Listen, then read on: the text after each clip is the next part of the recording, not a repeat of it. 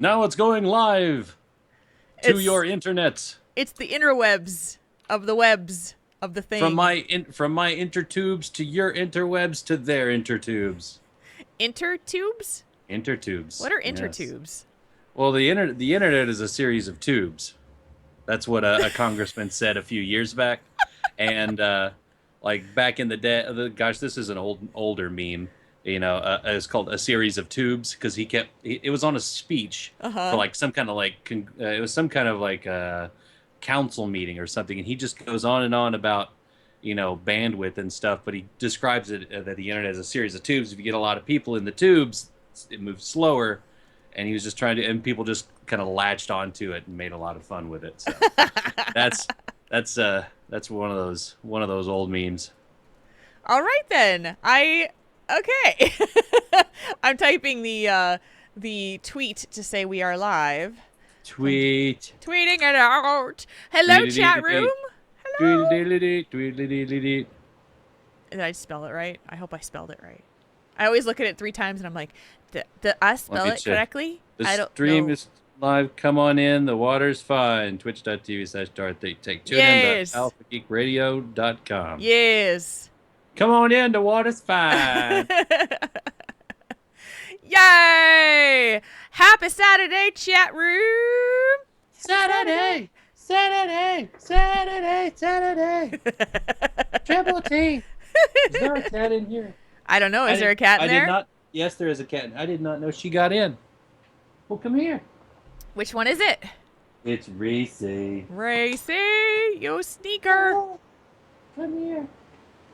Come here, Reese. Whoa. There she She is. comes flying over your shoulder. Oh. Whoa. Yeah. Hi, kitty. Yeah. I did not know she got in. I saw both of my girls out in the kitchen when I was getting some water, and I came back in and just shut the door. She just said, "Nope, I'm coming in." Yeah. She likes to get right under my chin and sit here. Aw, happy girl. Yeah. How's everybody doing this fine Saturday? I think it's a lovely Saturday. It's freaking hot though. It is. It's actually, we've had a cooling trend the last few days. It hasn't been molten outside. Define cooling trend. Uh, 90. I could actually, 90. yeah, you can actually get into your car, even if it's in the shade, and not want to melt instantly. That's good. That is good. I went out earlier. It was like 92 today, which is really, it's August. Yeah, It's hot. 'tis the season. I know. And I'm thinking about us going to the Ren Fair next weekend and I'm like, it's supposed to be like heat index 95 to 99. Why did we do this in August? Chainmail is going to be horrible. Yes.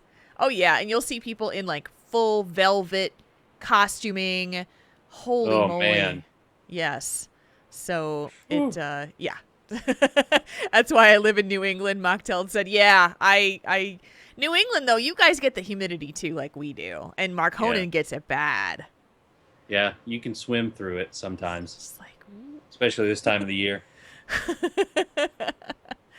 so we'll have a show with a kitty, and that will be a good thing. We had shows Yeah, with kitties last week.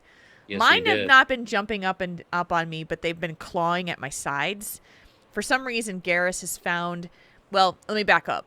Kiddo was cleaning out her closet the other day, and she came across an extra one of those like hoodie strings, the real thick ones. Oh yeah. And she's like, "Hey!" And so she started playing with Garrus with the string, and now it is his everything. So he It's his, carries that's his new baby. it is his baby. He carries it around the house. He'll walk up to you and drop it at your feet and he'll just mew at you. So I'll be sitting Aw. there playing a game or watching something and he'll jump on my shoulder from behind me to try to get my attention so Hmm. that I can play with the string. Yeah, we had a cat at my mom's house. Actual Pixie's done this too, but her and Tinkerbell both they had their little stuffed animals, and there's like their little teddy bears, and they would put it in their mouth, and they'd walk around the house with it in their mouth, just howling, just meow, meow, meow, meow, meow. And they'd walk up, just they'd keep doing it, and I was like, what? And then they just drop it and go meow. It's real loud, and then they're done, and then they pick it up and walk away. Reese is like, I've got nothing to do with this noise you keep making. Yeah, she never did that either. It was just I don't know what happened to Pixie's baby. It's around here somewhere. It's like a little cat. It's supposed to be a little rat with you can has a little Velcro pouch. You can put catnip in it. Oh, But yeah. It hadn't had catnip in it for like 8 years. She's had it that long. That was one of her toys I bought her when she first when I first got her. So she's had it forever. But look at our very international chat room right now. We've got Lita from Australia, and Ian is he's in the Netherlands right now. Look at this. Oh yeah. Look at you guys. And last night when we played Quiplash, we had Jane Phoenix with us, who is from Sweden, at 4:00 in the morning. I was like, geez, boy, we have gone international. International triple T. Sorry. But also, Lita, I recorded something for you and Stone today. I need to mix it and all that stuff. Hopefully we'll finish that tomorrow and send that to you guys. So something want to cool. let you know I'm working on it. Just had a busy week. Yes. Something cool. Here comes my little Garrus. Without a string. That's a good thing. Hi, sweetie. Hi, sweetie. We talked about this last night. I definitely need a cat cam. Yep. We do need to get a little secondary cam just wherever they lay. Yep. Was that Spike that was all laid out on his belly? That was Spike, yes. And that picture I put on Twitter. So he got the massive amounts of belly rubs from Kane because that's what they do together. I don't ask. So it's just one of those things.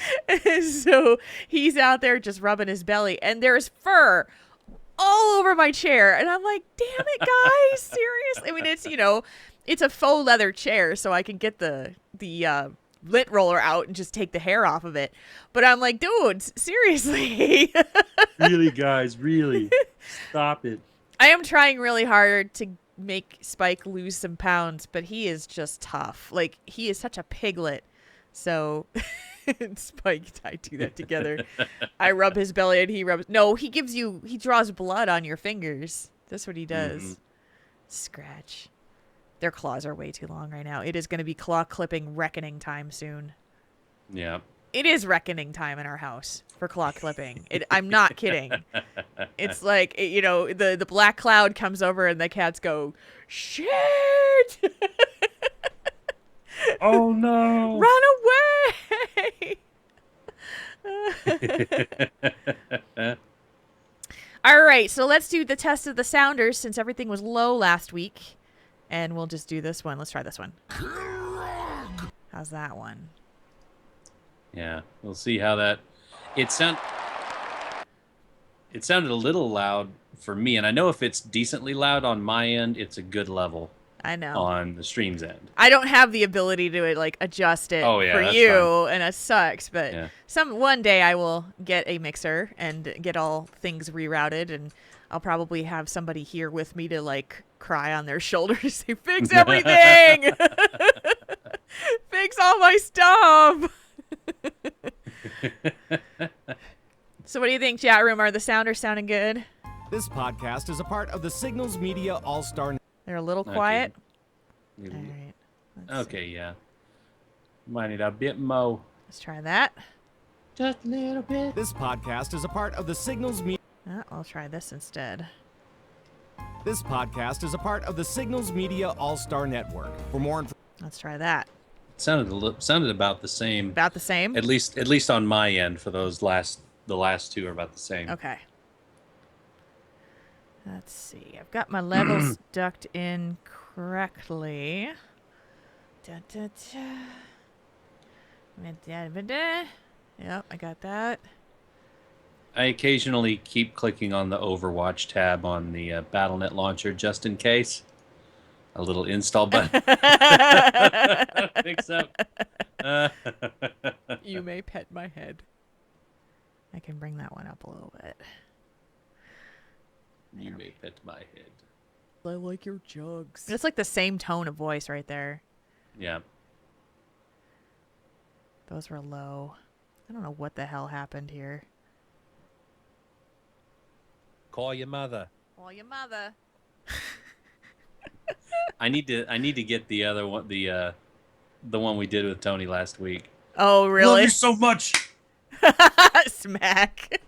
You really just smack it head on each other, or not each other. The problem. And start laughing. Call your mother. Call your mother. All right, I pushed it up quite a bit there, so hopefully that'll be okay. All right. If not, I will edit them in on my own, because that's what I do with the stuff.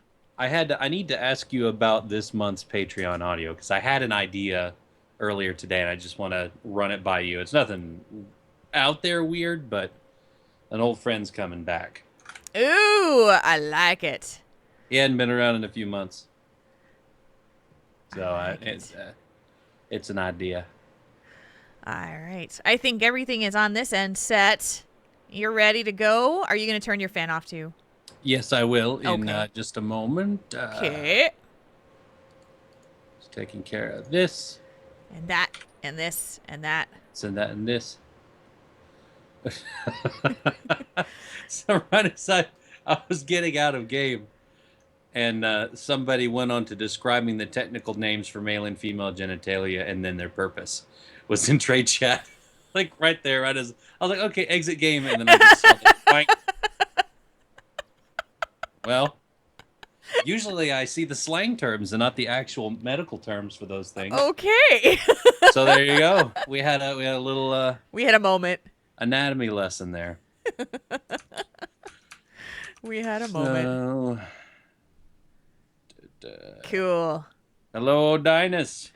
Hi, Odinus. Good to see you, Welcome. my friend. All right. Now we have to ask the chat room if they are ready. Are you guys ready?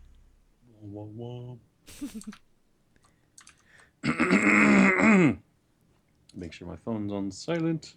It is. I have my phone on silent as well, because otherwise it'll like buzz the table and you'll hear wah wah.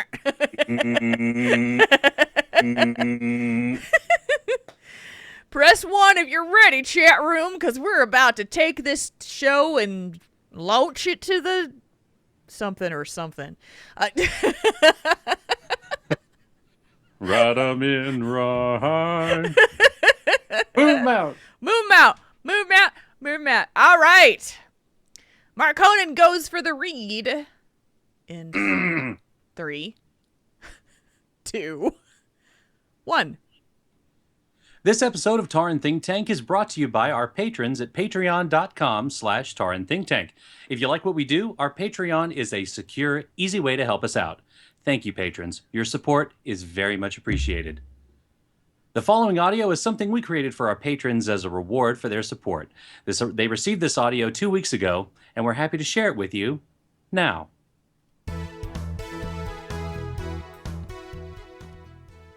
Hi, I'm Thravor Bloodaxe. You may remember me from such Azeroth advertisements as Goldshire, The Untold Stories, the Garrosh Hellscream Center for Anger Management, and Uldum, Damn Near Killed 'Em. I'm here to tell you about Draenor. Yes, that's right, Draenor. I know you Azerothians have probably heard stories about how evil and dangerous it is, but we here at the Draenor Travel Agency want to tell you just how thrilling and enjoyable a family vacation to Draenor can be. You can spend your nights along the dreamy hills of Shadowmoon Valley, taking in the local cuisine and nightlife. You know, for pesky Draenei, they sure can make a mean Talbot lo mein. Want something a little more daring? We have rock climbing courses all around Gorgrond. Watch out for moving rocks, though. You might have just crawled up a massive Magneron. How about something for the younglings? Well, Nagrand is just the place. With its fertile green plains and rolling hills, Nagrand hosts a variety of wildlife. We offer a family-friendly safari, complete with a petting zoo and baby cleft hoof rides for the kids. For those that want to chill, but like to keep it hot where it counts, there's Frostfire Ridge. This oxymoron of a region sports hot and cold extremes for you indecisive types. Bask in the warm glow of our lava pits and fish up some fire ammonite. No need to cook them. How can you catch fish in a lava pool? I just don't understand. Whatever. Then take a relaxing day from your adventures in Talador. Be sure to check out the solemn mausoleum of Alkindun. A sacred burial place for the Draenei people, curators have several areas reserved for personal reflection and contemplation. But after all that peace and quiet, who doesn't like some explosions? Don't leave without catching an evening bombing run on the Burning Legion forces in Shattrath City. Be sure to arrive early though, as seating is limited. Take to the skies with the Arakoa in the spires of Iraq. Soak in the sunny presence of Rukmar, the Arakoa deity revered as the embodiment of the sun. Don't get too close though, or a sunburn will be the least of your worries. Don't want to travel by foot or on the ground? No problem! With the defeat of Gul'dan at Hellfire Citadel, DTA is proud to announce that all flight restrictions will soon be lifted. So come, explore and enjoy this savagely fun world from the ground or in the air. So book with DTA today.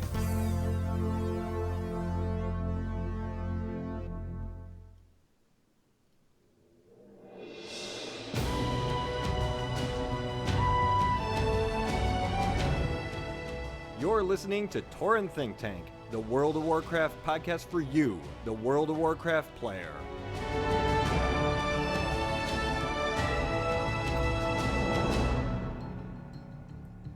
It's episode 156 of Tauren Think Tank. It is Saturday, August 15th of 2015. Smack in the middle of the month already. What the hell is going on with this month? What is it? I don't understand, but what I do understand is that we're here to do a show, and with me, as always, and it's just us this time for the first time in a while, it's Marconin. It is me, it is you, and it is just us, and then maybe the cats. But it's a little weird getting back into the true norm of it just being the two of us. How are you tonight, Jules? I am fantastic. It has been a good day. It's been a good week. It's been busy, but but I'm always happy when it's about time to go do the show. That's like, it's my happy time. It's like, this is my time to make what we do. It's just... Me too. It gets close to 9 o'clock. I'm like, all right, I need to get ready. Let's go. What do we got to do? It's hard to, like, I don't even really have a routine on Saturdays. I mean, I kind of do, but I know that this is the only part of my Saturday that is a routine, you know? It's like, yeah, I got to make sure that at some point during the day, I got to make sure I take a shower before I do the show because I'm going to be on camera and you don't want to see me with, like, big poof hair. So you should tease it up one day just cause, just poof, like a big just... How about no? Like you just came out of a wind tunnel or something. Just like, oh, hi, welcome folks to Triple D. Or you just stuck a fork in a light socket or something. Your hair's all electrified up or something. That could be the Halloween episode. You could be like Frankenstein's bride or something. It's my poof hair. Yeah. Oh my gosh. So let's talk about what's been going on this week because there's been a lot of stuff. You have a long list on the show notes about what you're doing here.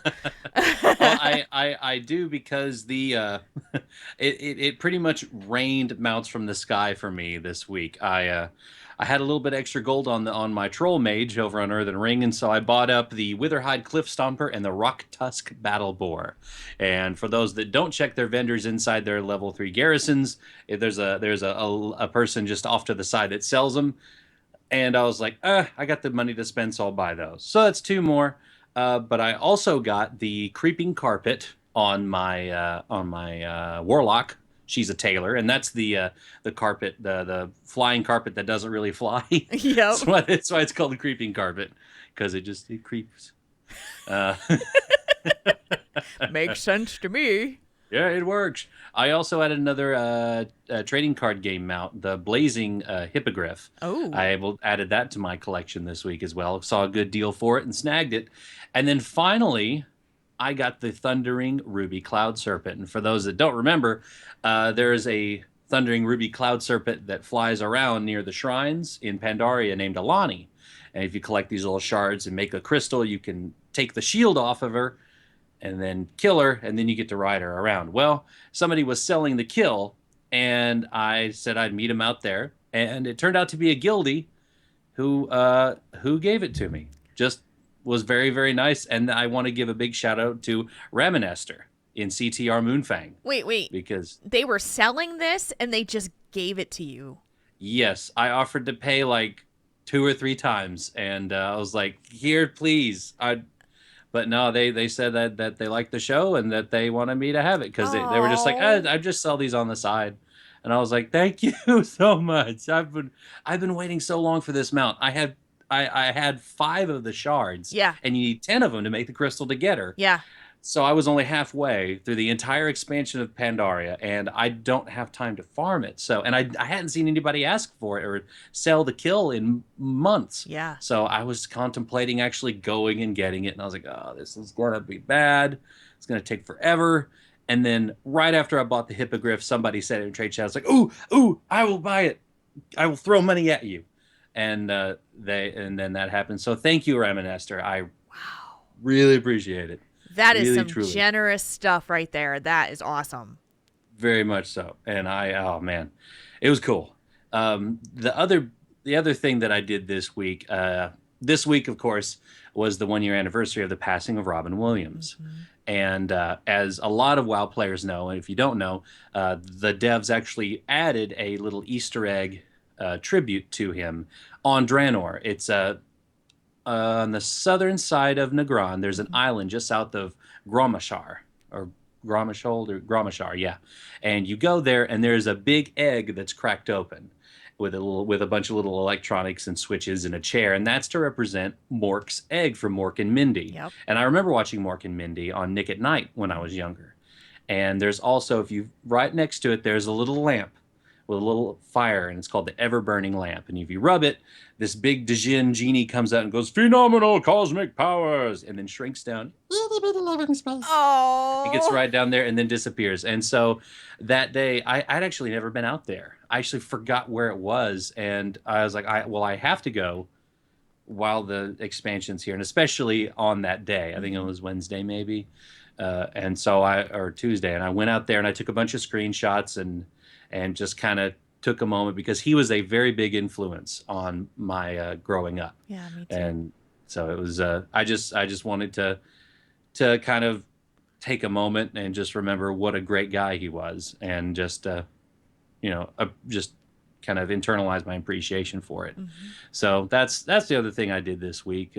What about, we did do that thing on Monday night where we go into Hellfire Citadel and try to kill some bosses with Cat on Fire. So why don't you tell us how we did? Yeah, so Cat on Fire, we got back together this week, which was awesome, and we killed 2 more bosses, so now we have 7 kills out of 13. Yes! Yeah!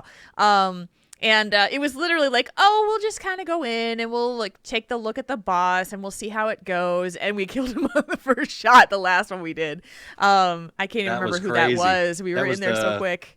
That was the Felguard or something like that. Yeah. Yeah, that was cool. His name. That was easy. I know. Man. So that was awesome. I was excited by that. And then so that we had a good time, just got things done. It was like, yeah, we're good. But I wanted to tell a story outside of the World of Warcraft and gaming universe, because this is just so weird, and I think that people would be like, yeah, this is pretty weird. But I was having one of those weeks where it was the week of near misses for me, like real life, like near misses to bodily harm kind of things. So on Tuesday, I'm driving to work. I have about a 30-minute commute to my workplace, and I am on one of the main drags that goes straight downtown Madison. It's a 3-lane road, actually a 6-lane road, 3 in each direction. And I'm in the middle lane, and this woman just comes flying out of a parking lot or a side street in this huge Buick, and she swings into my lane and then rears back into the far right-hand lane. And she was right there. And I just was like leaning on my horn to try to get her attention. It was like, I don't even know how I didn't hit her. Like, it was one of those things. So I was just like, oh gosh, okay. Next day, I'm at work. It's my short day at work. I'm going to go pick up some medication for one of the cats at the vet. So I'm turning left on a road to go into the parking lot, and there is a woman waiting at that street to turn out left. And I am turning left in front of her, and she starts going. And I am like, she is going to hit me. She is going to hit me. And I'm leaning on my horn again. And she doesn't hit me. And I was just, I mean, I am breathing like, oh my God. Like, Oh, man. she was coming at me. And I was like, how the hell did I not hit her? That was one of those things where I was just like, thank you, right? Oh, my goodness. The next day. Oh. They say these things come in threes, right? The next day, it's morning. I'm drying my hair. I'm in my bathroom. Kane leaves to go to work. He leaves before I do. And I'm drying my hair. And I have to dry my hair so fine that I have to just kind of flip my head down and dry my hair upside down so that I can actually get some kind of volume out of it. Mm-hmm. And I'm just doing my thing. And all of a sudden, I smell kind of a burning smell. And my hairdryer shuts off. I'm like, what the hell? And I look up. And I look at the plug, and the cord is burnt in half. Whoa. It is burnt in half and laying on the counter, and there's like the plug is in the plug, and it's burnt in half and laying. And I went, that thing just caught fire. Oh, geez, and just like melted through the plastic. It burned, I guess, straight through it. It severed it in half, and I was like, oh my. And I had towels on that counter. I had papers on that counter. There could have been a bunch of stuff that could have caught fire, and it did not. Jeez, and I was like, oh my gosh. So like, freaking out. I send a picture to Kane. I said, R.I.P. hairdryer. And he goes, holy crap. That, like, you could have gotten electrocuted. I'm like, I know. Yeah, I saw that picture. You put that picture on Twitter, too. And it's like, it looks like someone just kind of just cut it with some scissors that were on fire. People thought the cats chewed it. I was like, no, that caught on fire. And so I'm like, yeah, it's just like, what the hell is going on lately, right? And my dad, on Thursday night, he always texts me before it's a show day asking me if there's a show. And he texted me around 6 o'clock and he said, is there a show tonight? And I said, yes. And then probably half an hour later, 45 minutes later, he sends me a text and he goes, everything okay? And I said, yeah, why? He goes, I don't know, weird vibe or something. And so I told him the things that had happened to me in the past 3 days. And he goes, okay, well, it's in threes, and so we're all good. And I will tell you, literally, nothing else like that has happened since. Like, my dad asked me what was going on, and I said, no, it's everything's fine right now. Isn't that weird? That is weird. It's like freaky. Like, oh my gosh. So yeah, it just blew me away this week. I'm like, my guardian angel has been taking care of me big time this week because I had some pretty close calls on some pretty major stuff. So absolutely. Yeah. Good grief. I know. So, but so let's switch topics for just a second. Something kind of cool happened. I became officially part of the Heroes of the Pants team that Ben and Nevermore play on. They invited me to join them to play, and they were like, oh, by the way, our first playoff match is on Saturday, so hope you can make it. I'm like, okay. So we practiced a couple times this week, and you were like, we're doing great. We're like excited. We look at the team that we're up against, and Sharku is on the other team, and they are undefeated in their previous bracket. And I'm like, oh no. Oh goodness. So we were like, okay, well, we'll just do our best and we'll try really hard, right? Mm-hmm. The matches were today. And all I'll say is that they have a very, very good team. And they wiped the floor with us. Oh, man. and Kane stepped in because Nevermore, Sarah, she had to work today unexpectedly, so she couldn't be there. So he stepped in to help us out, and he'd never practiced with us. And so it was literally us just trying to compete in this like higher level play, and we were not prepared. Oh, man. So they did there was a cast of it. Like they casted the match, and people were asking me, did you watch it? And I'm like, No, that's Nope. okay. I don't need I to was see that there. again. Yeah, I was there. I don't need to see it again. I got spanked once. I don't need to see that again or feel it. I'm very competitive. I really enjoy playing and winning. You know, I just enjoy, like, I don't enjoy losing so definitively. Me either. And that's how it was. Like, we were so definitively beat.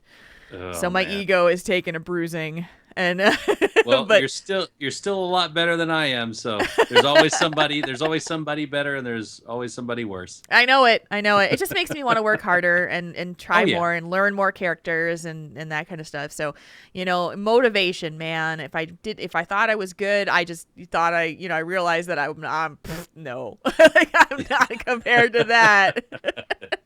It was an ego check. Oh, yeah. It was like, hey, we could actually. No, we can't. Yeah. But special thanks to those guys, my team, Mike, Hal, Deco, Albamage, and Nevermore. They're a fun group of people to play with. So, Oh, yeah. and that is what's most important, is having fun when you play. Exactly. Yeah. Yeah. So anyway, one little housekeeping note. We will not have a show on Saturday next week. Mm-hmm. We won't, because we are going to have the show on Sunday next week. Sunday. Sunday.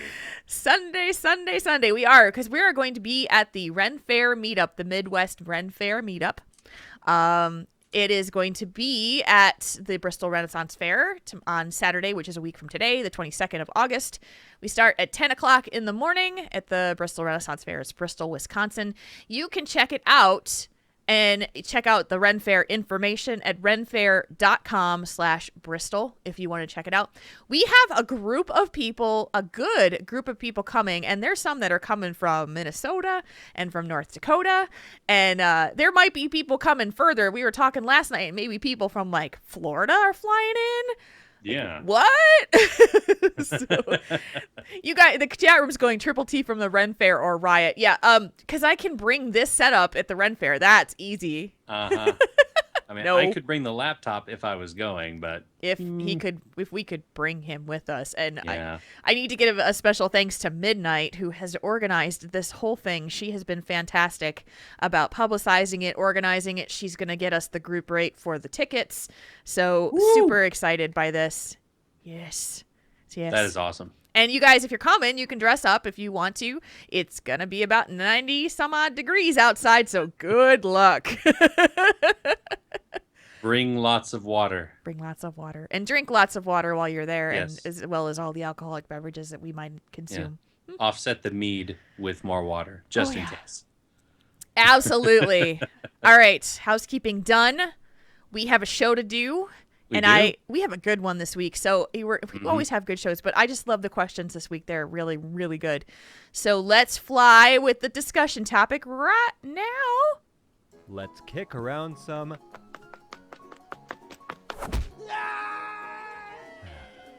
ideas, not gnomes. That poor gnome. That poor gnome.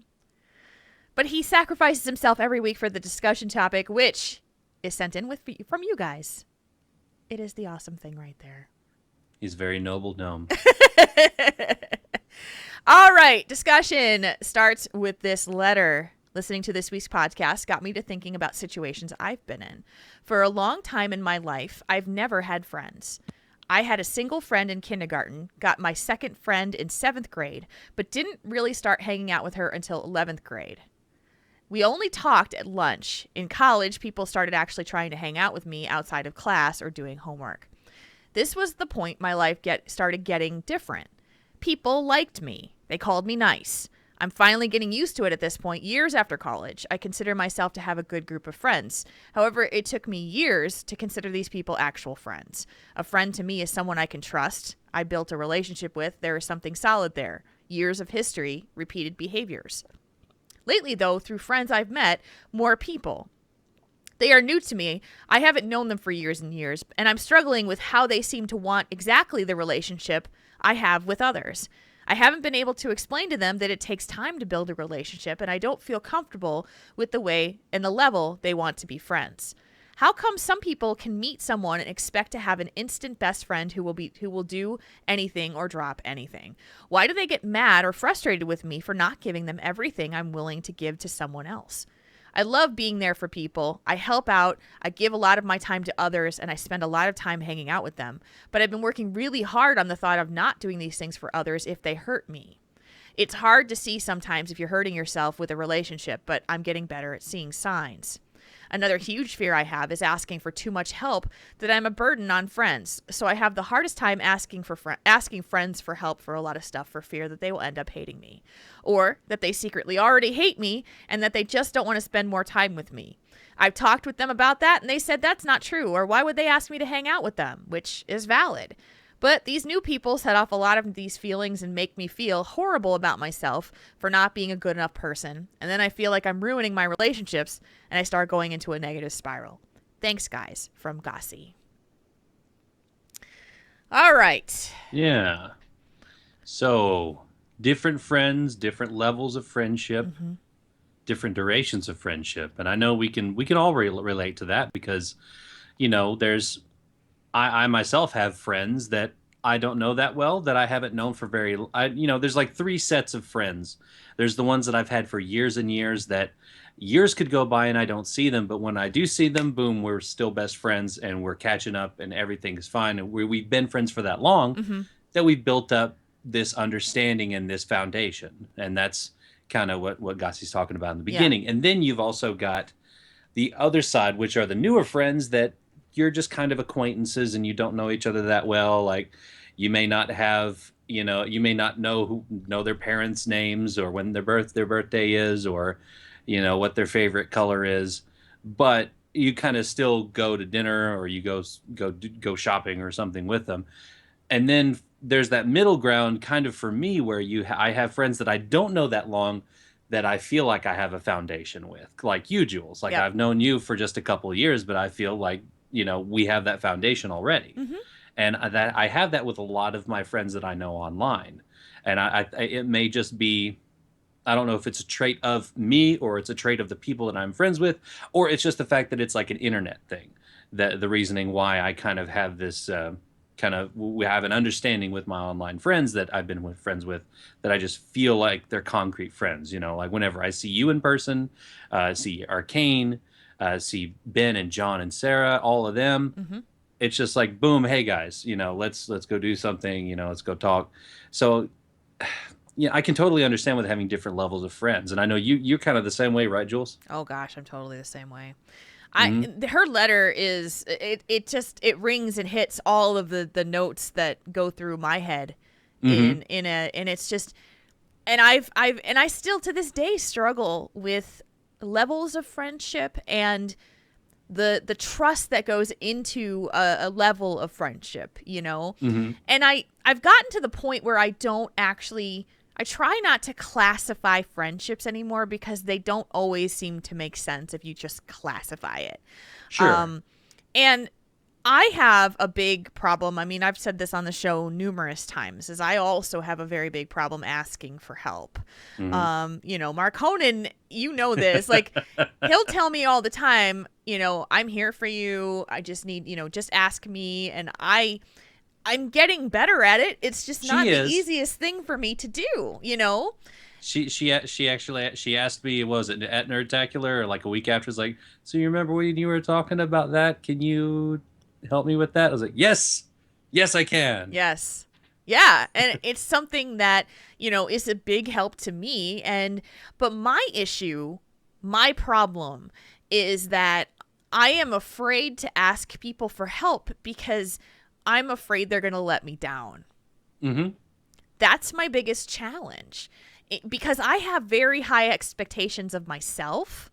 And so I put myself on a very high standard for quality of stuff. And, so when I ask someone to do something for me, I expect it the way that I would do it myself, which is my problem. It's my problem. And I know this. And so my brain will say, rather than ask someone to do this for me, I'll just do it myself, because I couldn't bear the thought of telling this person it's not up to the standard that I would have done it at, and therefore I become the bitch. Yeah, and I know I run into that with audio work sometimes, because if someone wants to help me on something, then and they do it, and I was like, that's not how I would have done it, so I kind of have to email them back and coach them on how I want it done, because it's a little different than with well, it's probably not very much different, because it's if you're asking for something, whether it be help with helping move a couch, Yeah. or come over and help me move, or hey, I need this audio laid down. You're right. I mean, I do have that expectation of like, this is how it's going to sound in my head, and then you add somebody else to it that doesn't think the same way as you, and it throws you off. It throws me off. Yeah. So yeah, that's something I need to work with Yeah. as well. It's just something I haven't had a chance to work with it, because I haven't done a lot of collaboration in a while. Not since episode 100, really. Right. And collaboration is part of it. It's also like, hey, as simple as, could you help me move the couch from upstairs to downstairs? When you ask someone to do something like that, which to me is like I'm inconveniencing someone. I mean, I had a hard enough time asking someone to come in and watch our cats for us while we were gone at Nerdtacular. And because I felt really bad, and I wanted to make sure that she wasn't inconvenienced, but we really needed someone to do it. And so she was like, oh gosh, don't worry about it. It's not a problem. I'm happy to do it. I'm happy to be there. I love cats. No problem. And I'm just like, but you're driving across town and you're fitting it into your schedule. And I know that it's an inconvenience, like that's all the stuff that's in my head. Right. Well, that goes through my head too. When I think about stuff like that, that's why I don't ask a lot for help. And then somebody asked me why I didn't. I was like, well, I didn't want to bother anybody. So I just did it myself. I do that at work a lot too. I had to build these giant displays this last week, and there are 3 other coworkers on my team that were there, and they're working on other stuff. And I'm like, well, I've already built 3 of these things with another person. I can do it by myself. And so I did it by myself. I'm like, half the time it took them to do the other one that's just like it. And I felt kind of proud about that. Yeah. But I was like, well, maybe I should ask for help. Then those couple of steps that require 2 people, because it's like, 100 pounds or whatever to kind of move it. It would be easier with with 2 people. But yes, I don't know. And you wind up doing it yourself just to do that. Just to prove that I could do it. That I knew I could do it. So I just wanted to get it done, because I know how to build it. They hadn't built any of them. I knew how to do it because I already had the instructions memorized. So I was like, I don't even need the instructions. Get out of my way. I got this. You're flipping your hands up and being like, whatever, I got this. Totally got this. You get away, I got it. and that kind of goes into asking for help, is you don't want to, because you know how you want it done. You know how to do it. Anybody else in that situation is just going to be either going to be a distraction, or it's going to be an inconvenience. Yeah. Either to them or to you. Yeah. So it kind of feeds back into that same type of thinking. Yeah. Well, let's jump a little bit to another part of the question, which is how can some people meet someone and expect to have an instant best friend who will do anything or drop anything?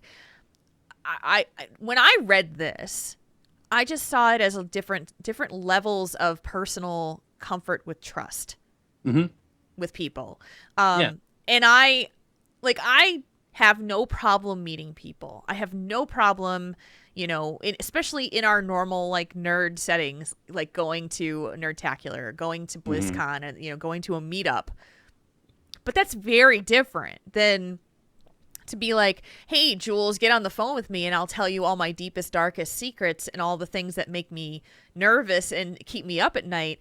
That's so different. And it takes a long time for me to feel comfortable with anybody doing that. And it may even be like if someone said to me, hey, let's go have a cup of coffee tomorrow. I just met you, but I feel like I want to hang out with you. I would just be like, personal bubble, feel a little tight, because I have those problems. I have those anxieties as well.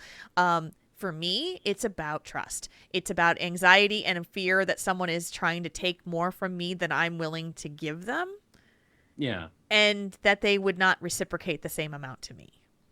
Yeah, it's very true, because there's some people, and I think it might, that's probably not true, but to me, if I feel like maybe with the way social media is these days, people are more willing to overshare.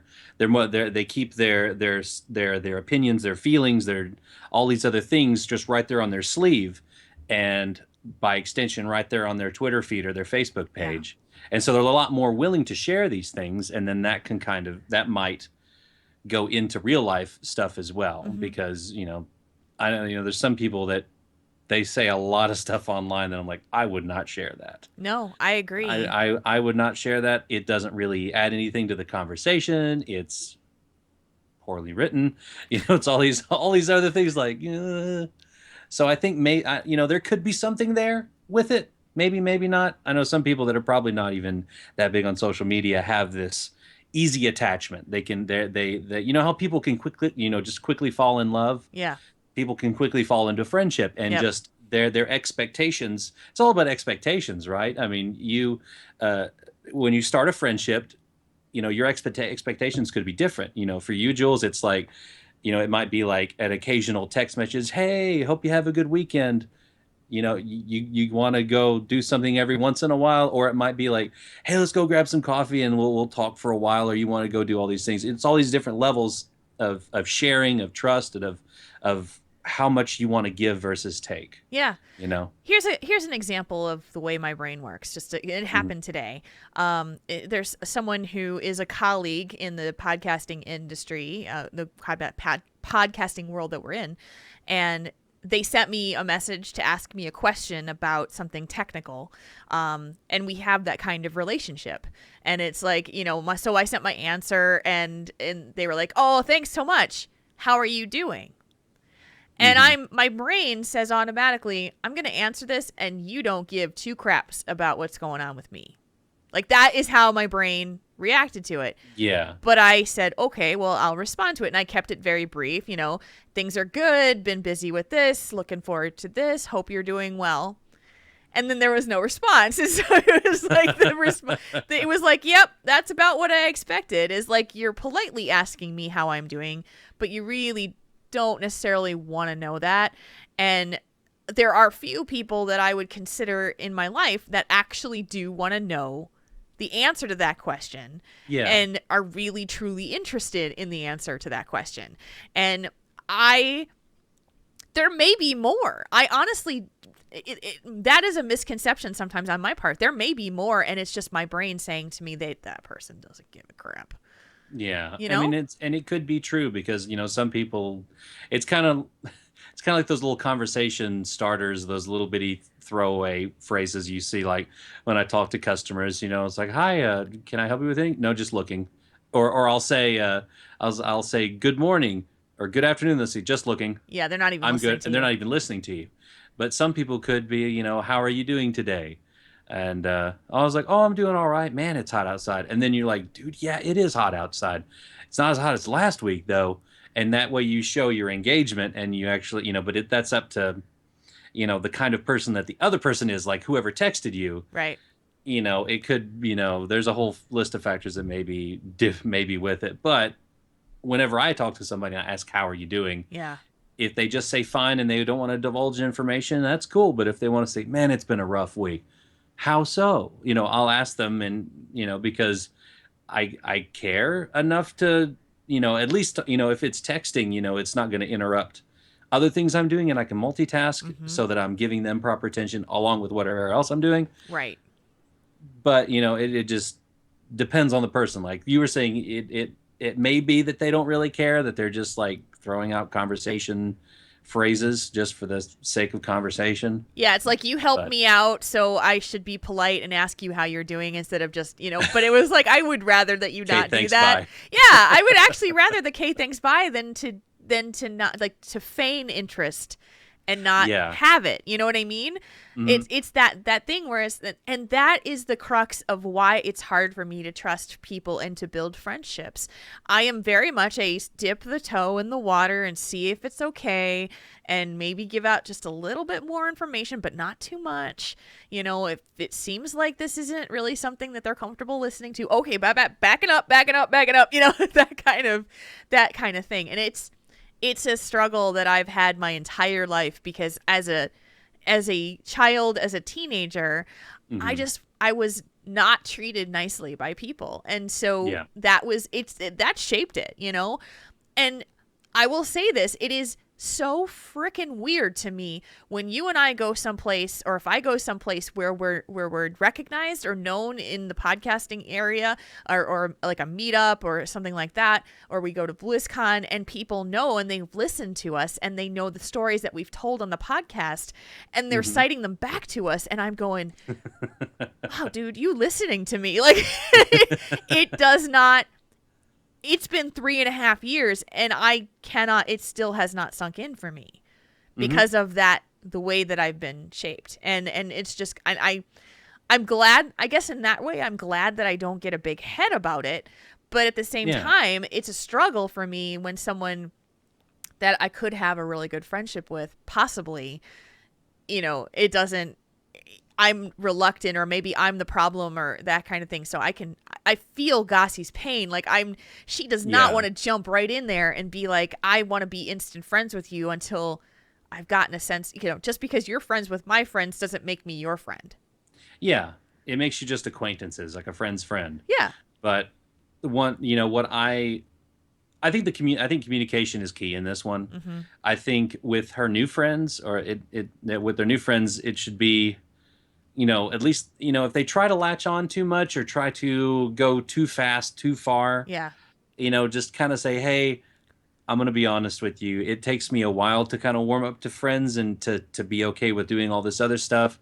But I'm open to it. It just, if you're cool with waiting a little while, just bear with me. Yeah. And, that kind of thing. And for me, I do usually fall into friendships not faster than normal, but I guess faster than you would naturally. Yeah. Because I like to be there for people and help people, and if they need anything, they just need to ask, and I'm cool. I'll do whatever I can to help within my power and reason. Yeah. And when I encounter friends like that that are still on the shallow end of the pool of friendship, then I just wait, and I am patient, and I understand. Mm-hmm. And so I offer to do whatever, and if they say no, I'm like, okay, cool. Yeah. We don't have to go somewhere. It's cool. Hi, doggy. Yep. Barky dog. The thing about, and I understand, okay, what am I trying to say? The challenge of getting past this stuff is not easy. But Gossie is recognizing it. She's seeing it. She's seeing that it's an issue for her. And I think you just have to go with your gut. Trust it and understand that just because someone is friends with someone and you happen to be friends with one of them does not instantly make it so that you have a connection with that other person, right? Because this happens all the time. We have friends here in town who have lots of friends in town, and we've met their friends, and it's been fun, and we've hung out and everything, but I really don't know them very well at all. And I had an instance one time a few months ago where I was hanging out with the friend of a friend because we were doing a surprise party for the other one, okay. Right? So the one that I knew really, really well wasn't even there because we were surprising them for their birthday. So we're in the house with their friends, and I'm just like, I'm thinking, I don't really even know you. So I'm asking questions like, what do you do for a living? And how did you guys meet each other? And, just kind of learning. Yeah. And so, just for me to make polite conversation. And honestly, after having that conversation, I'm like, yeah, we really don't have a lot in common. We don't have a lot of connection here. Yeah. I don't feel like we're going to be the best of friends, but I can certainly be polite and have a good time. And whenever we're together, that's great. Yeah. Yeah. And if you don't feel that like instant connection or like I feel super comfortable with this person, it's not broken on your part. It's I think we have that expectation just because you like one person and someone else likes that person that everybody should like each other, and it's no. No. I mean, you have different different circles of friends, different levels of friends. Honestly, when my buddy Rackbaugh came to BlizzCon with me, I was nervous at first Yeah. because he's known me for over a decade, since just after high school, and him and I are in a different circle. Yep. We were in like band and all these other things. We were roommates at one point, and he's a gamer, but he's not quite a WoW. He likes to play WoW, but he's kind of in a different area of my life, and until that point, they were completely separated. Yeah. You guys had only seen just me there, as nobody else from my world. Yeah. And then all of a sudden I bring this other person in, and I was very nervous. Yeah. I was like, am I going to have to act a certain way when I'm around him versus everyone else? And then how is that going to mesh? And it ended up being fine, but it ended up being great. But I was nervous about that. Yeah, because you think he sees you in a certain way, and other people see you in a certain way, and sometimes that's not the same. Yeah. Yeah, and that and it's the same thing. Here's another part of it, and this is the part that bugs me, is if I'm close to someone and I've shared things with them about my personal world and stuff that I would consider to be private, and I don't really want it out there to the entire world, and absolutely they're close with someone else of that in that nature, and my brain will start to say, I wonder if they've actually shared some of the stuff that I've said about me to them, so they know about me. Those terrible like spirals that you can go down, and I'm like, bleh. So it also makes me very cautious to share information, because you just don't know where that information will ever end up. Yeah. And if you're a good enough friend, you'll keep it just between those two people. Yeah, and honestly, there'll be an understanding. Yeah, I've only met a small handful of people who I would qualify that to say they've kept that a secret and not told somebody else. Mm-hmm. And it's just, that's where the crux of my challenges of friendships come in there. So I don't have a good answer for this, except for that we relate. Yeah. I mean, there's not really, I wouldn't say that there's like a catch-all solution for it. No. It's just, it takes time, right? The way that Gossi makes friends, it's over time. Yes. You build that foundation brick by brick, day by day, week by week. Mm-hmm. And with it being kind of an almost incompatibility between, she wants to share a tiny bit of friendship and time and information, whereas the other one prefers to get a lot. You kind of, like I said, communication's probably key. And sometimes you got to explain it. I mean, they may have never had a friend that is slow to befriend. Yes. That just eases into a relationship because they've either been hurt, or they're afraid, or they've just never had a friendship be like just on right at the beginning. Yeah. It's a gradual slide, or gradual ascension of friendship, as opposed to a light switch. Yeah.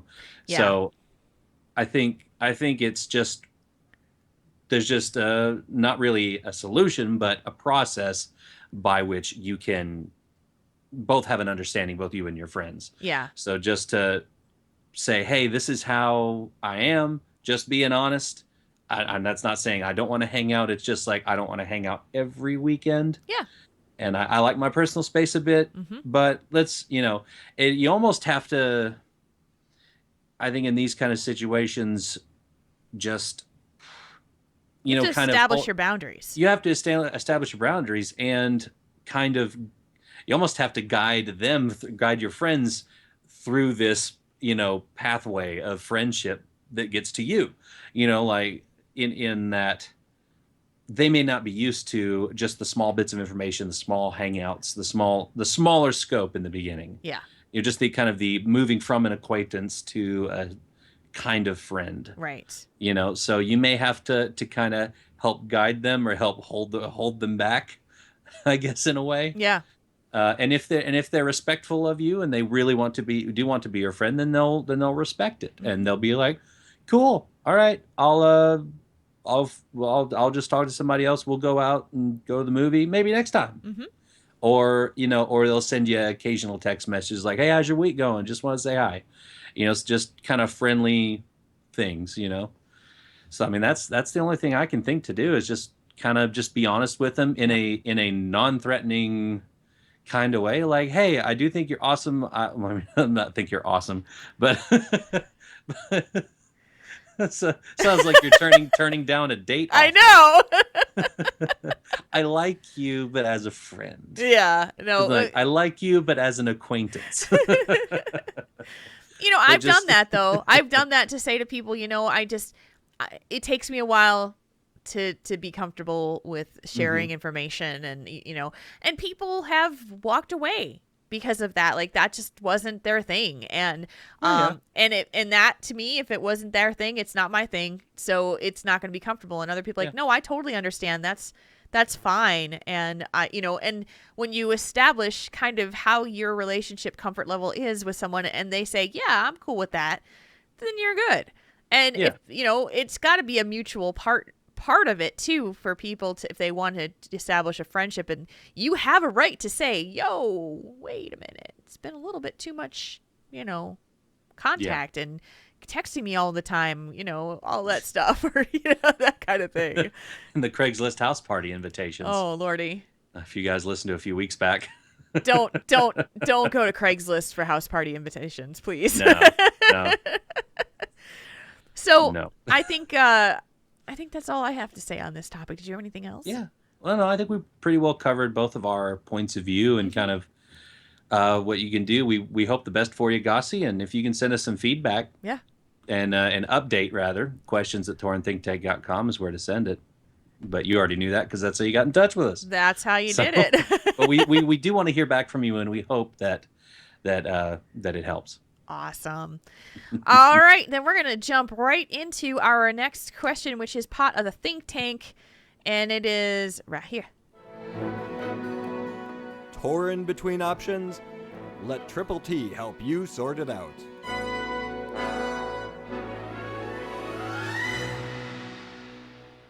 We've got a heavy one this week.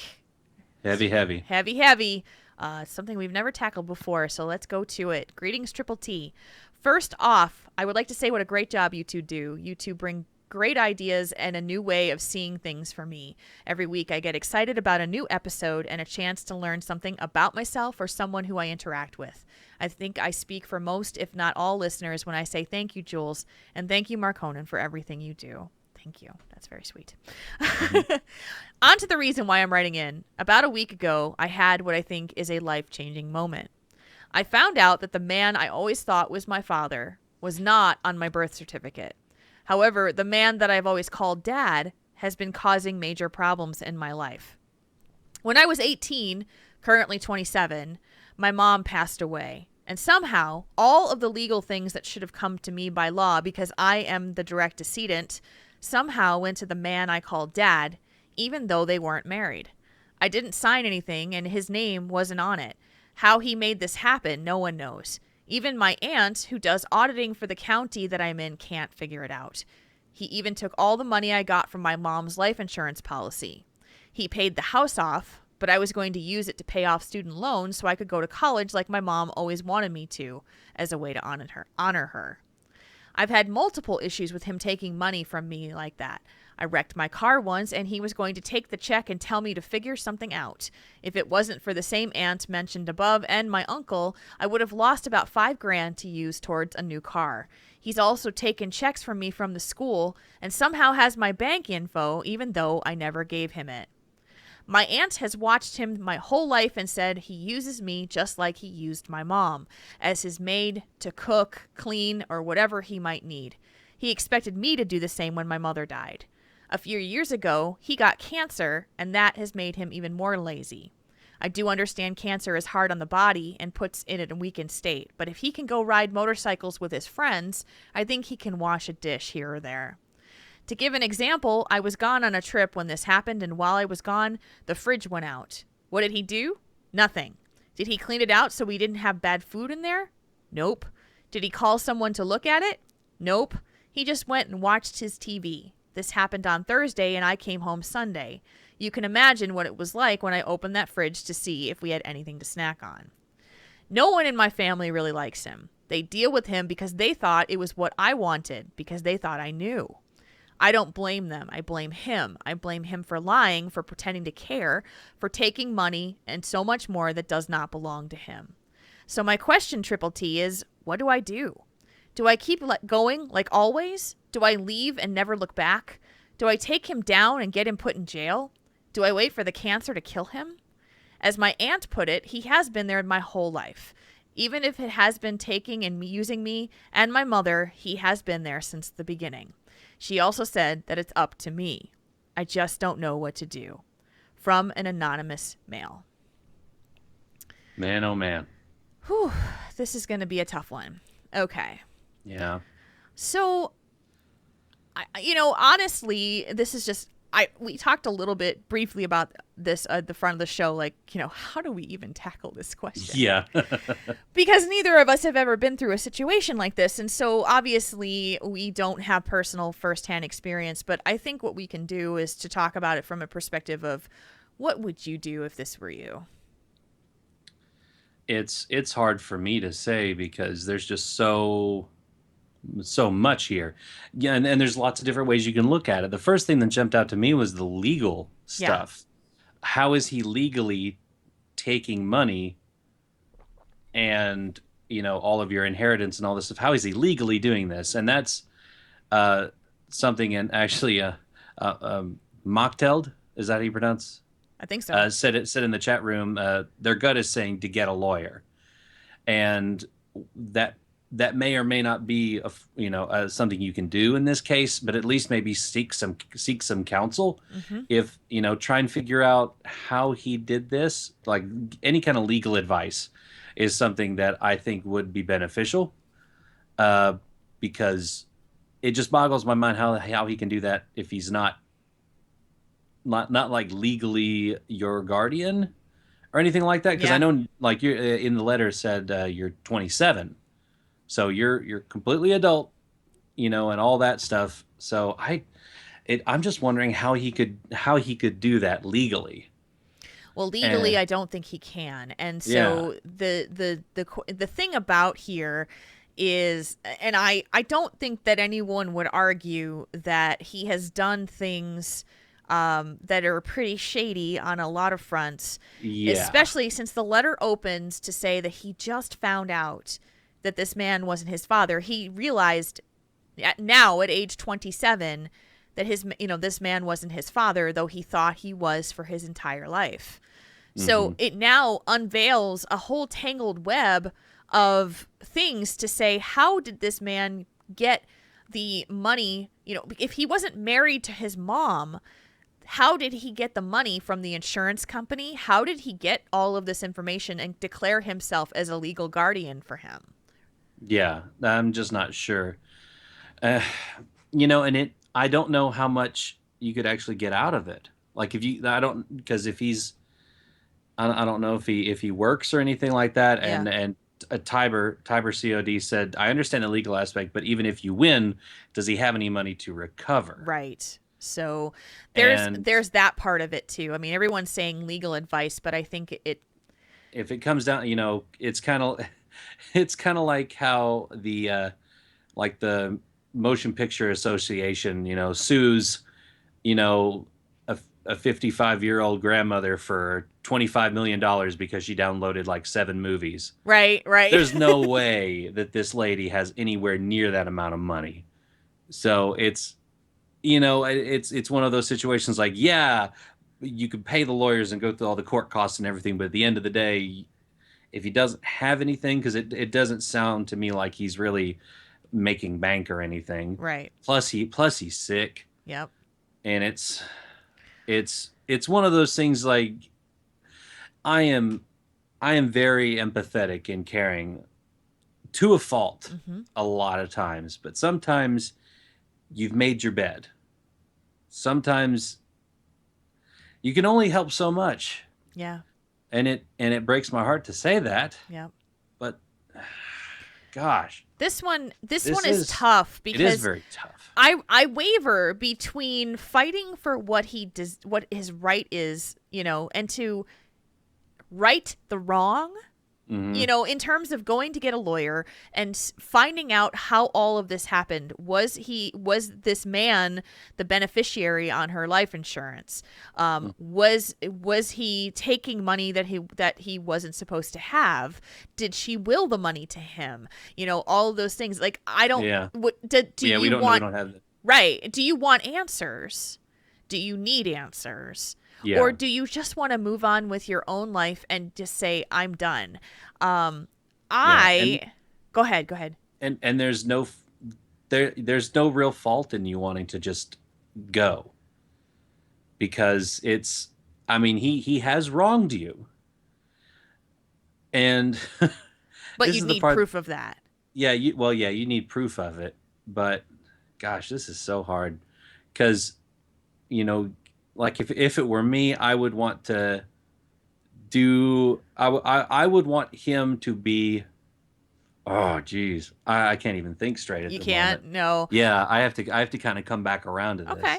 Well, I'll talk a little bit about my thoughts on here, because I'm of two Sure. minds on this. Mhm. There's a very strong part of me that would want the wrong to be righted, to feel vindicated, to feel like the answer, like that justice has been served to the people who wronged me. So that would mean going through the legal process to find out how he got this money. How did this come to pass? What could I have done differently so that it didn't happen to me again? How can I prevent it from it happening to me again? And to punish him for the wrongs that he did, if you can prove that that is what happened. And Chief Vol'jin in the chat room asked a very good question. If the quote-unquote father dies, who inherits from him? Does he have anything to inherit from? Is the house his? You know, the house is paid off. So what about our anonymous writer? Who gets the house? Yeah. How does that straighten out? And you're going to have to figure that out, because if it's in his name and he's living there, but it was actually your mom's house and he's just taking it over, that's actually yours. So there's that part of it as well. Then there's another part of it for me. And that is literally just cutting out the bad and just saying, you know what? I don't want anything related to you in my life. You have caused me strife. You have caused me problems. And now I've found out that you've lied to me for 27 years and not told me the truth. I can't trust you. I'll never be able to trust you. And I will just say, see you later. You are out of my life. I am moving on, and I will never talk to you again. And I would do that in this case if I were angry enough. Yeah. I mean, and you can't, and you don't even have to you don't have to devolve into name calling and screaming at him. Just kind of say it the way that Jules did and be like, I'm gone. Yeah. I mean, because there's a point at which, huh? I know we've had family discussion on this show before, and I know that there's, you know, a differences in opinion, not extreme between Marconin and I, but yeah. But I think that I don't believe that family trumps everything. I believe that family is there as part of your life as long as there's a symbiotic relationship there. And if there is not, and there's a harmful relationship really between you and your family, you didn't choose that life. You didn't choose that world. You just were placed in it. You can get yourself out of it, and you can leave, and you can cut ties with your family if you so choose. There is no rule in life saying that you cannot do that. Well, absolutely not. Right. But a lot of people have the mindset and the belief that family is family, and you put up with your family no matter what. And even though he's been there your entire life, even though he's done all these things, he's still you've thought of him as your dad for 27 years. And so there will be people out there that will say, he's still the person that raised you, no matter what everything else happened. He's still the person that raised you and helped you and took care of you when your mom died and all that stuff. And I'm sure that's all going through his head. Yeah, and that's why he's at a conflict with it. I mean, if it was easy to just get up and go, he wouldn't have written us in the first place. Exactly. And so there's conflict, there's uncertainty, but this has to be something that you feel is right for you and not taking into account anybody else but yourself. Your family has already pretty much given you the green light to say, the people that you love, your aunt and uncle, say, we don't like this guy anyway. We were putting up with him because we thought you wanted to. We thought you knew. Yeah. Well, and that in that way, you've got people to lean on as well. Yeah. You're not alone in this. You do have your aunt and uncle, at least, to kind of talk to them about it as well. Yeah. So. Yeah. And so I will declare this as that to say that if I were upset enough and considering his situation, and this is the situation that we were in, I would walk away. Absolutely. And just say, I wish you all the luck in the world. Have a good life. I'm out of here and I'm going to go live my life and I'm going to move on and I'm going to get you out of this. And because I tend to just drop negativity and run. Like, I don't want it near me. I don't want it. That's the same thing I did with my in-laws. It was like, you know what? Your negativity is not welcome in my world. I don't want it. I don't need it. I don't care if you are my in-laws or not. I am not going to spend my time with you.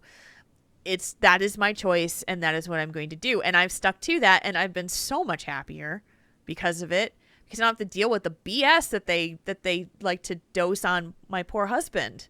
And, and he, bless his heart, puts up with a lot. And so I just said, I can't do it.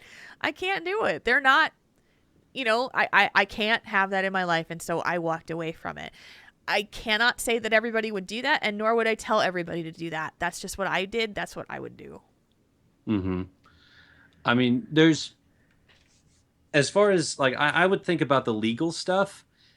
Not in the way of necessarily like going to court and getting him thrown behind bars, but as far as fact finding, like I know you said you said your aunt works, and she doesn't. She works. Let's see in the letter. I was just reading it and I lost it, but said that she doesn't know. She does auditing for the county.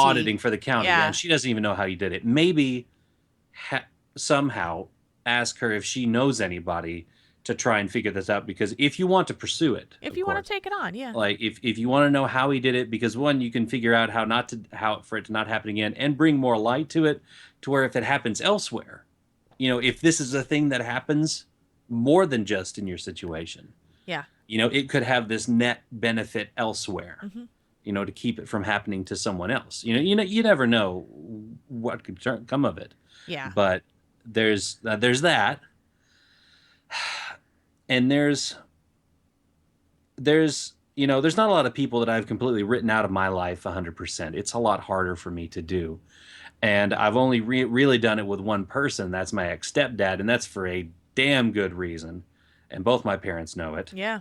And that's one, that's the one person that I could honestly probably tell them that I would enjoy it if they rotted downstairs because there was just a very, very bad person. That being said, I always believe that there's a little bit inherent good in somebody, and I don't want to just throw the baby out with the bathwater. So you can cut him out because, the writer was 18 when the mom died. Yeah, yes. Looking at the chat room, but you can be sympathetic for a situation. Mm-hmm. You can care because he was someone who took care of you, so you can care about him. But you can also be stern in the way that he has treated you. You don't have to like him. Yeah. You don't. I know people that hate their parents, their blood parents. Yeah. And with justifiable reasons. Some people have excellent reasons to do that. It's just, yeah, there's so much in this, and I think that there's probably some need for some counseling here as well for our writer. That's a good point. Because you're also dealing with your reality being shattered. Your gut has probably told you for a long time that this wasn't the best situation and something didn't feel right to begin with. But I think that you're going to have to it's just been a week or so since the writer wrote to us and learned this. You're sinking in, you're still trying to process all of this. Everything that has framed the picture that is your life has now changed. Yeah. And so you have to come to terms with that. There will be anger, there will be grieving, there will be frustration, there will be just all of the things that you've got to go through to make acceptance with the situation. So I would recommend considering counseling as well, because it's like someone took your reality, the picture that made your reality, and said, oh, wait a minute, that's not exactly what your life looks like. It's actually this picture that we pulled out of storage. It's like an Etch-a-Sketch. They just shook it up. And they're Right. like, oh, it's a nice family picture you got there. Actually, it's this way. Shake, shake, shake. I mean, I can't imagine what that would feel like if my it's- parents said to me, by the way, Jules, your mom is your mom, but your dad isn't really your dad, and I would be like, what the what? Like, Yeah. Oh, you yeah. know, people have lied to you. People thought you knew the truth. People thought that you felt a certain way because you knew the truth. I mean, there's a lot of shit there. Yes. So I just don't understand. And there's stuff in here. Midnight made this point in the chat room. Some of the things are not making sense here. And this is the perception of our writer. We only have his side of it. It's not, we only can go with that. Kane just said, Jules, I've met the man. Your dad is definitely your dad. That is very true. I'm very much like my dad. So in any case, I would say consider some therapy. Really think about the things that you want for your life going forward, because you can't change what happened in the past. You never can change the past. You can only change how you react to the future. This is me as a life coach talking. Yeah, the past is the past. You're not going to change it, but the future you can shape if you take the path that you want to take. And the path that you want to take can go in a number of different directions, and none of them are wrong as long as you feel comfortable with it. So that would be my advice. If it were me, I would have a struggle, and I would really have to think about if I would go the legal route, and if I wanted that strife, if I needed the answers, if I needed answers, because I'm kind of that person. Like, I need to know how this happened so it doesn't happen again. I'm kind of the same way. To just figure out how this happened and how they can, because we don't know if maybe the mom had a will and willed stuff to him. Maybe. I don't know how it happened, but if you're up for fact finding, then you can do a little digging, or heck, just I don't know if he'd be willing to talk about it, but because, you never know, especially with the C word, cancer. You don't know people's point of view, and their stuff changes, and it doesn't sound like it's affected him in a positive way, like you're saying, the laziness and all that, but you never know. I don't really ever think someone is too far gone for redemption, so I don't know. This is a tough call. Nope. And so there's really no clear answers. It's going to come from you, Torrance, our anonymous writer, and I really hope that you come to some answers that'll make you feel better. And we sending you all the hugs, because I think you need them. Yeah, definitely. Yeah. And we really hope that this helps, and our discussion, kind of helps you out, and that you can go forward from this however you choose to. Yeah. And gosh, man, I wish the best for you, and I wish there was something I could do. I know. Like, I'm chomping at the bit to help. I know, And this is all we can do. Yeah. And but legal advice, something that you can figure out is out there. It's, check if you have an employer, check to see if they offer any benefits that include legal advice. A lot of lawyers will give you a free consultation for your situation and let you know how much it would cost to figure some of that stuff out. So look into that if you are interested. And of course, think about some therapy and some counseling to help you through the emotional roller coaster that you're now going through, which is probably not so pretty. So. Yeah, and lean on your aunt and uncle too. Kind of because I know that they'll probably be there for you. Oh, it They, sounds like it. sounds like they've got your back. So Yeah. definitely give them a call too. Yes. Good luck, my friend. Let us know how it goes. We'd love to get an update from you to hear how things turned out. Absolutely. I know our chat room would very much like that because they have really been into this question and asking lots of follow-up questions themselves. So if you have a question for the think tank that you would like us to talk about and get our chat room's advice as well, you can do so at questions@taurenThinkTank.com. That's our email address. Send us over questions. We like them. They're awesome. Yes, we do. Yes, we do. All right, so we're going to do that thing that's called Tell Us One Thing.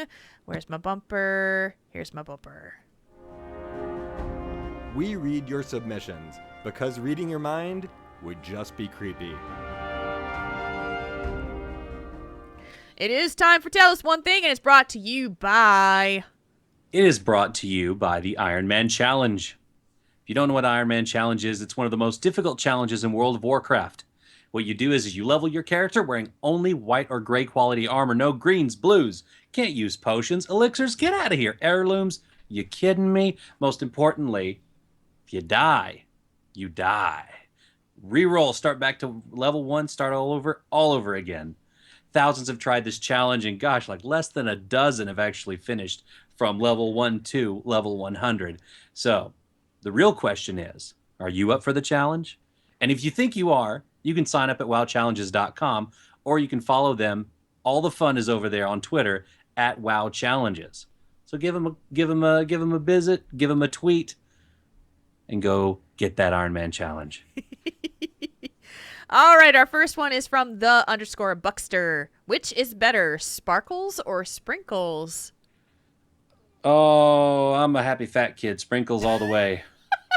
I like sprinkles. Sparkles, that's like fireworks. That's like 1 or 2 days a year. We forgot to talk about our Fit for BlizzCon stuff.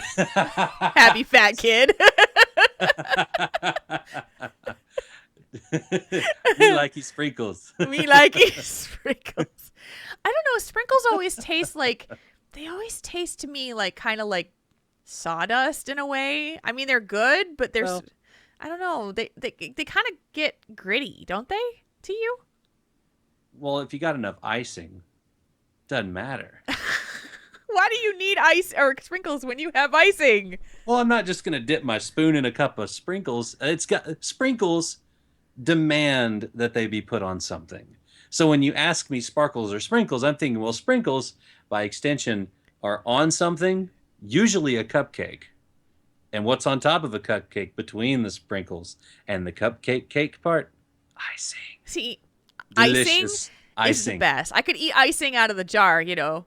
Oh, I have. Big fat kid. Not recently, but I have. As a kid, I did it.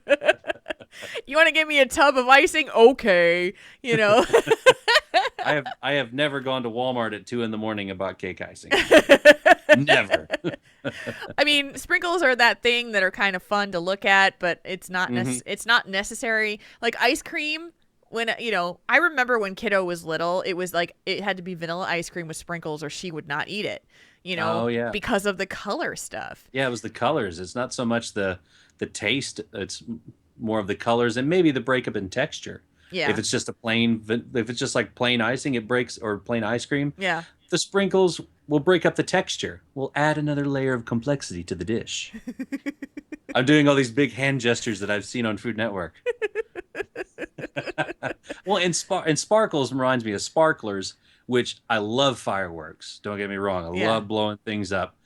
But at the end of it, you just smell like a burnt, because you're in the fireworks and you smell like burnt fuses. You smell like burnt toast. Yeah, and at the end of the day, I would rather just have the residual taste of icing and cupcakes with sprinkles around me than the smell of burnt fuses and stuff. Okay. So yes, sprinkles for me. That long answer just to say sprinkles. As a parent of a female child, who between the ages of 4 and 9 had everything with her clothing that had sparkles on it, which means that there was glitter all over our frickin' house. Especially in the washer. in the washer. Heaven forbid she'd go shopping for clothes before school, and then they'd all have glitter on them, and she'd be like, look at my new clothes, and the glitter would trail from her bedroom down the stairs through the kitchen out the back, and I'm like, there is freaking glitter on everything. And then there'd be Kane, who's just like, hi honey, and I'm like, your lip is sparkly, because he was just like So with all of that being said, I would choose Sprinkles over Sparkles, even though I am like my nickname is Magpie because I like everything glittery and sparkly and bright. And so, but the practical usage of said Sparkles is a bad thing. Yeah. Plus, Sprinkles taste better than glitter. Gosh, yeah. Have you ever eaten glitter? It sucks. Actually, I haven't. I was just assuming. Oh yeah, and that was like a bad moment in preschool or something. Oh wow. Read the next one. Oh yeah. The next one comes from Goss Kitty. If you could have a superhero sweater, what hero? And describe it. Superhero sweater. How about this one? For the honor of Grayskull.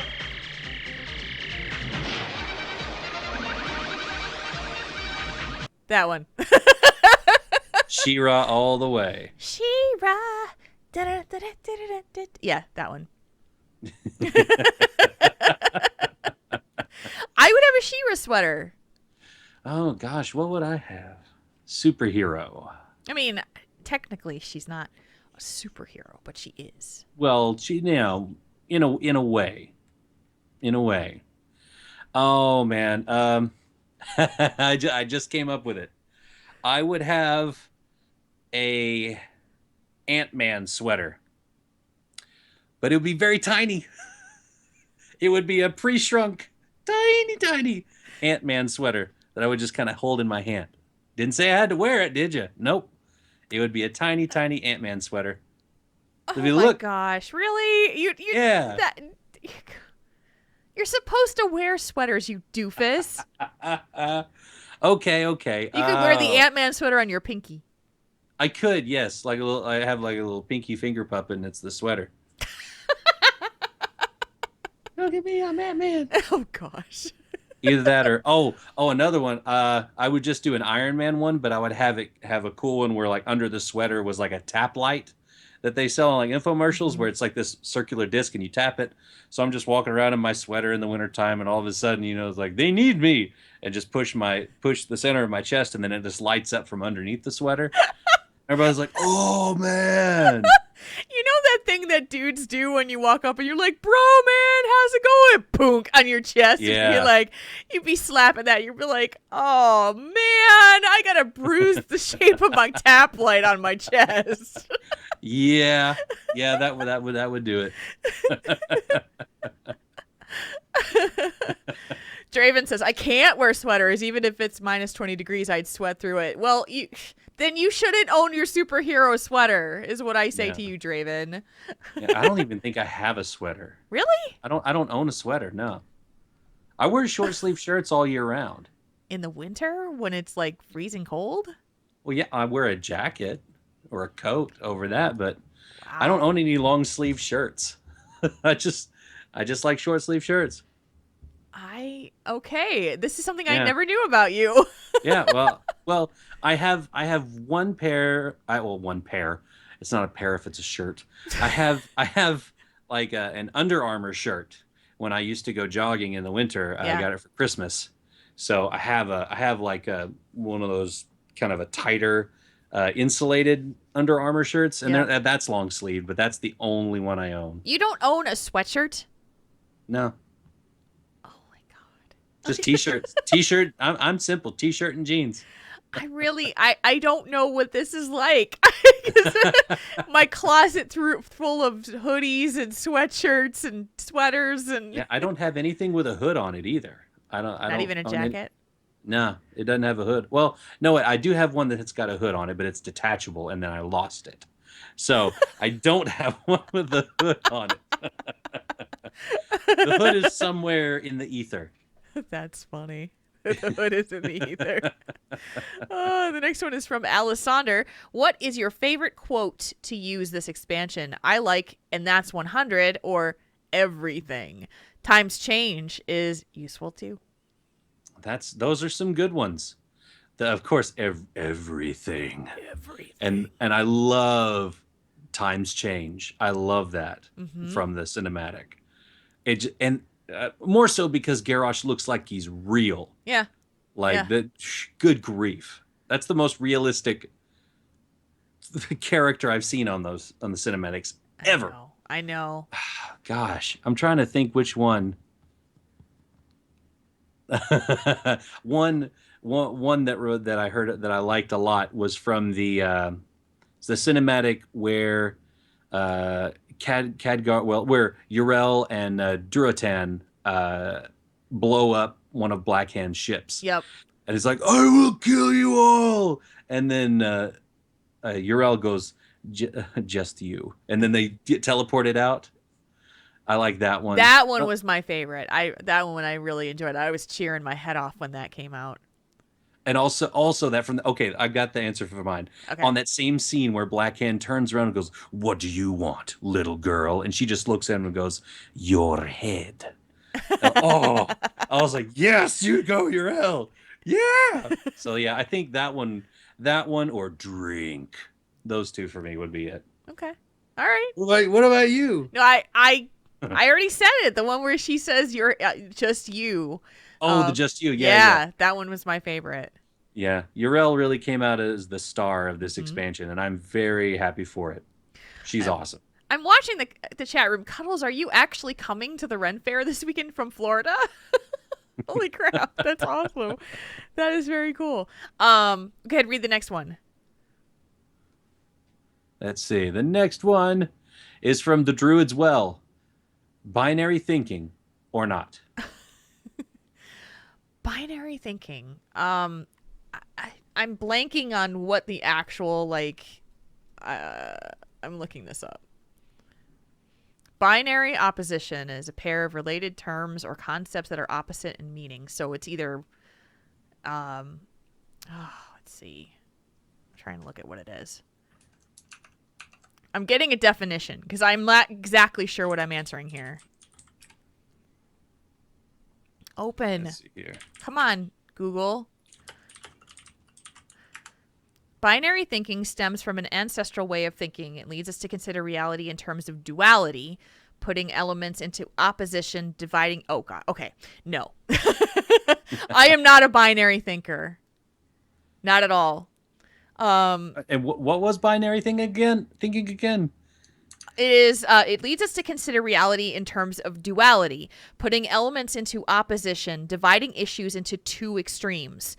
This presents us with a number of thought-provoking questions. In which context is this way of reasoning relevant? So basically, it's black or white. It's yes or no. Then my answer is 0110110 0110111, which is binary for no. Sorry, I had to look up a translator because I'm not fluent in binary. That's funny. No, but I am most definitely not a binary thinker because and I think I used to be when I was younger. It was either or, it was yes or no, it was black or white. There's no shades of in the middle. Because I just as I've gotten older, I've realized that you can't just put everything into like one or two buckets. It just doesn't fit. So that's how I am. I am not a binary thinker. Yeah, sometimes it's either or. Like is the light at the signal green? Yes or no? Yeah. Yes, it is green. No, it is red. No, it's yellow. Yeah, but it's about to be red. But okay, so you're speeding. When it comes to other issues like other things, gosh, there's so much gray. So not really. So I'm not a binary thinker. Yeah. But there are certain situations where yes, there is a yes or no answer. Yeah. But in other ways, there's like plenty of room in the middle. When I got into that accident last year and I got hit rear-ended by a kid. I was at a full stop. He wasn't paying attention. He hit me. He was 100% at fault because I was legally stopped where I was waiting for someone to turn in front of me. Yeah. That's a yes or no, but that's not binary thinking. That's fact. No. Yeah. Is a light green or red? That's fact. True. You can establish it with fact. But when you think about, is gay marriage being legal something that you agree with? That's where you get into stuff like that, and people are going to say, no, I believe this. No, I believe that. And, we watched an episode of Babylon 5 this week. This evening, we're running through the series again. And one character murdered another character who was an absolute tyrant. And, a dictator about to murder their entire planet, and they killed him. And then it was this dilemma of why I shouldn't have had to kill him. And they said, but you must have saved millions and billions of lives. And they say, well, I still killed him. Binary thinking is like, you can't do, I couldn't do that. I couldn't be like, it's tough. Yeah. So, nope. Yeah. It's thought-provoking. Tell us one thing. Look at that. Mm-hmm. Let's see. Oh, the next one's for you. Oh, it is? Okay. This one's from Felix Wow. What are you going to name your demon hunter? And have you already made a placeholder? I don't know, and no. No idea what you might name it? No inkling? Nope. No way to pull it from? Nope. I got nothing. Nothing. I got nothing. I don't know. I might just replace one of my other characters. I have a full roster of characters on Airy Peak right now. Yeah. Well, you'll get the 12th slot. I will, and so I'll get another slot, and then I won't know what to do with it. Just Nate just said Julian. Yeah, that might be it right there. I do name my characters with a lot of J names. Julian. There you go. Perfect. Gosh, I may have to name mine. Someone's gonna steal that. Marconin. Don't steal it. Don't steal it. I have to make that character. Yeah. We're gonna have to make that. Yep. I actually have a placeholder right now. Did I talk about it on the show last time? You told me, but you didn't tell I told on the you. show. Okay. Yeah, I've already gotten, actually Nate kind of gave me a little bit of inspiration and kind of gave me the drive to do it because he said so on Twitter a couple weeks ago. He's like, I've got it reserved, done. And that made me start to think, oh man, I should really start working on it. And I decided on Andusius.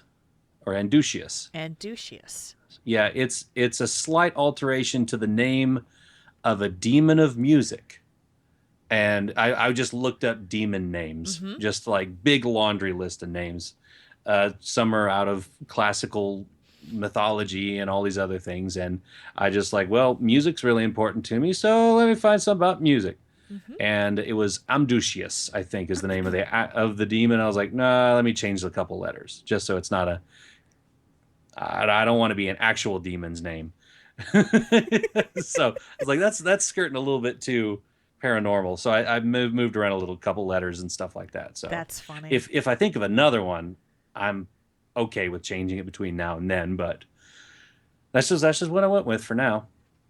I like it. Yeah. I guess mine will be. Nate saved Julian for me. All Thank you, Nate. Yeah. MacGyver actually saved Marconin for me. Marconin. He saved it for me so I could make one. That's great. Our next one from the creepy one. Have you ever thought or known anyone who's thought that WoW was starting to become less like a game and more like work? I don't know of anybody personally, really. I mean, you always get that kind of that feeling, especially from like Mythic Raiders, World First Raiders. That's kind of work. You're constantly doing it for hours and hours. Granted, it's only for a few weeks, but I don't know. Some people have said that with the garrisons, it felt more like they were just logging in to do some tasks like a Facebook game, and it kind of felt more like work. Yeah. But I can't really hammer down a specific person. And, I don't know that I really think of it more like work, because my work is a very my work is a physically demanding job. I'm always running around and moving things, picking up things, so it's physical. So even when I'm playing my game, if I'm just logging into my garrisons and updating them, I've got music playing, I've got a YouTube video going, I'm relaxed, I got a glass of water, drinking it, I'm relaxed, I'm not moving things around. So for me, it doesn't feel like work. I'm still in this fantasy realm. Yeah, I'm updating my garrisons or whatever, or doing a couple dailies, but I'm not working. It doesn't feel like work to me. What about you? Yes. As an officer of a mega guild.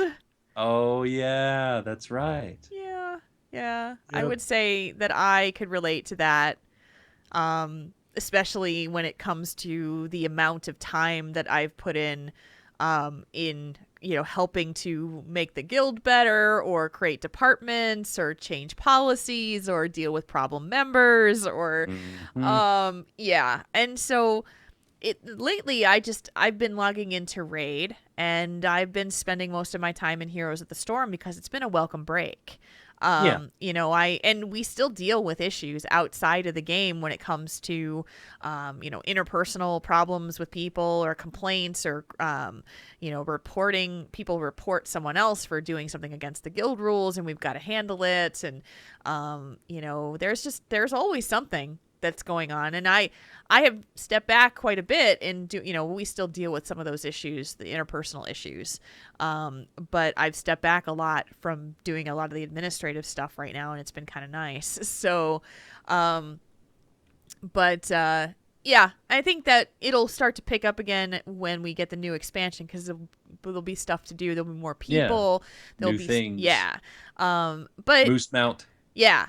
And, and that's the beauty of doing this show, is that even though we are considered a World of Warcraft community podcast, it's very much related to gamer-related issues. We all happen to play WoW, or had played WoW, but I love the fact that even though I don't really have a lot of love right now for garrisons and feeling like the repetition and all that stuff, I've just kind of, I'm in there to raid, and that's about it. And then I'm doing other things, and it's okay.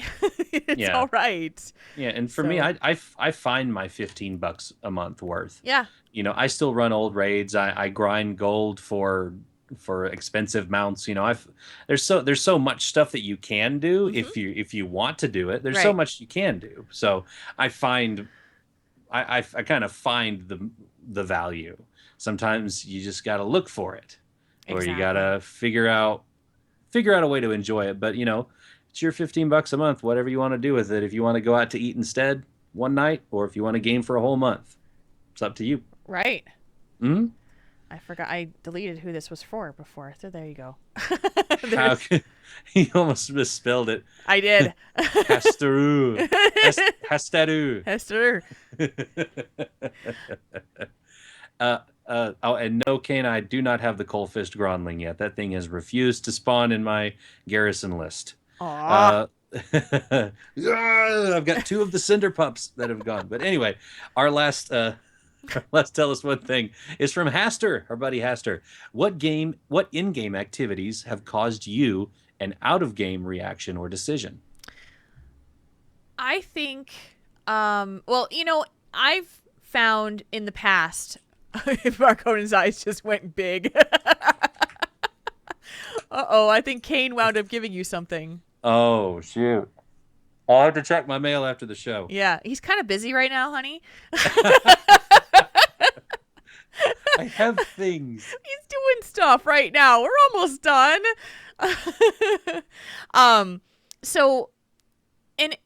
What kind of in-game activities cause an out-of-game reaction or decision? A lot of times that is when I've had issues or struggles with people in the game. Like, in the past where I've been in guilds where we were having interpersonal strife between members, or like leadership, or, like when we talked about, like when I used to be part of Reported for, not before reported for Awesome, the Reckoning Guild before that, we were having problems between each other as leadership. We were not getting along. We were not agreeing on things. It was causing problems.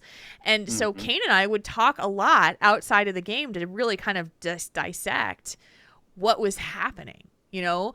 And this happens all the time for me with CTR because I am constantly talking to people about issues, and, you know, Pat Crane and I will talk a lot about the future of operations for the guild, because as the game changes, our needs change. As the population changes, their needs change. And so we have to constantly keep thinking about, well, what would we do if, how would we handle this if, that kind of thing. There's a bug in my face.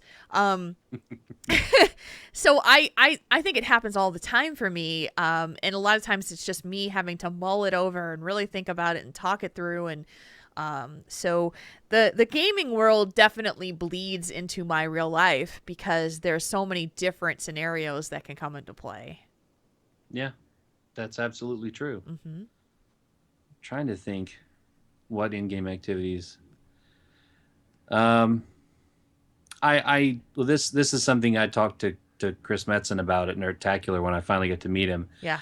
Is how the way we were in Mists of Pandaria, we were the invading force. In a lot of ways, we were the ones that caused the trouble. Yeah. Yeah, we fixed it kind of, but the whole temple, that whole in the Jade Forest where the gigantic pillar comes down. And I just see constantly like we are the invading force. I don't mean to be. And it caused all of this, you know, it caused me pause, you know, instead of just going through all of the quests and like, yada, yada, give me gold, get this done, need this mount, yada, give me gear, yay, new purple, buy. It actually gave me pause for the first time ever in the game's history. And that's one of the reasons why I love that expansion so much. And I shared that with him, and of course he was very appreciative of that because that's what they wanted. Yeah. But I've had this did not happen in WoW, but it happened in the Matrix Online. I had a effectively it's considered the same thing as a guild. There was a situation where our leader left and I took over. He was gone for like a year and a half, and he came back. Oh. And he wanted, and I built the guild up, done things that, you know, and we kind of changed policies. We changed direction. He was more of a, I don't want to say really troll, but he had trollish inclinations. Yep. Sorry, Chief. No offense meant, Chief, but this was before I played WoW that much, so that's how it was. But and I had stupidly given him my login information years ago because we were, you know, we helped each other out farming stuff and all this stuff. And so when I was offline, he logged on to my character, transferred leadership over, and kicked me out and took all the money. What? As ransom. He took all of the money that was in the guild bank, which was all of my money because I was the only one allowed to deposit.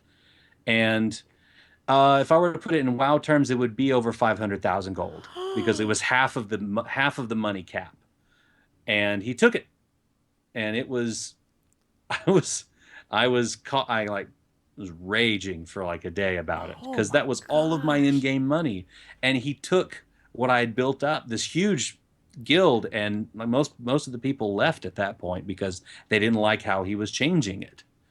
And so that was that led to a little bit of dissolvement of the friendship for a good while. Wow. And I don't know where he is to this day. I found him on Facebook for a little while, but then he quit that. But, you know, no real hard feelings now because the game's been dead for, gosh, like 5 years now. But, you know, it was one of those things where, yeah, I shouldn't have given him my login information. That was dumb.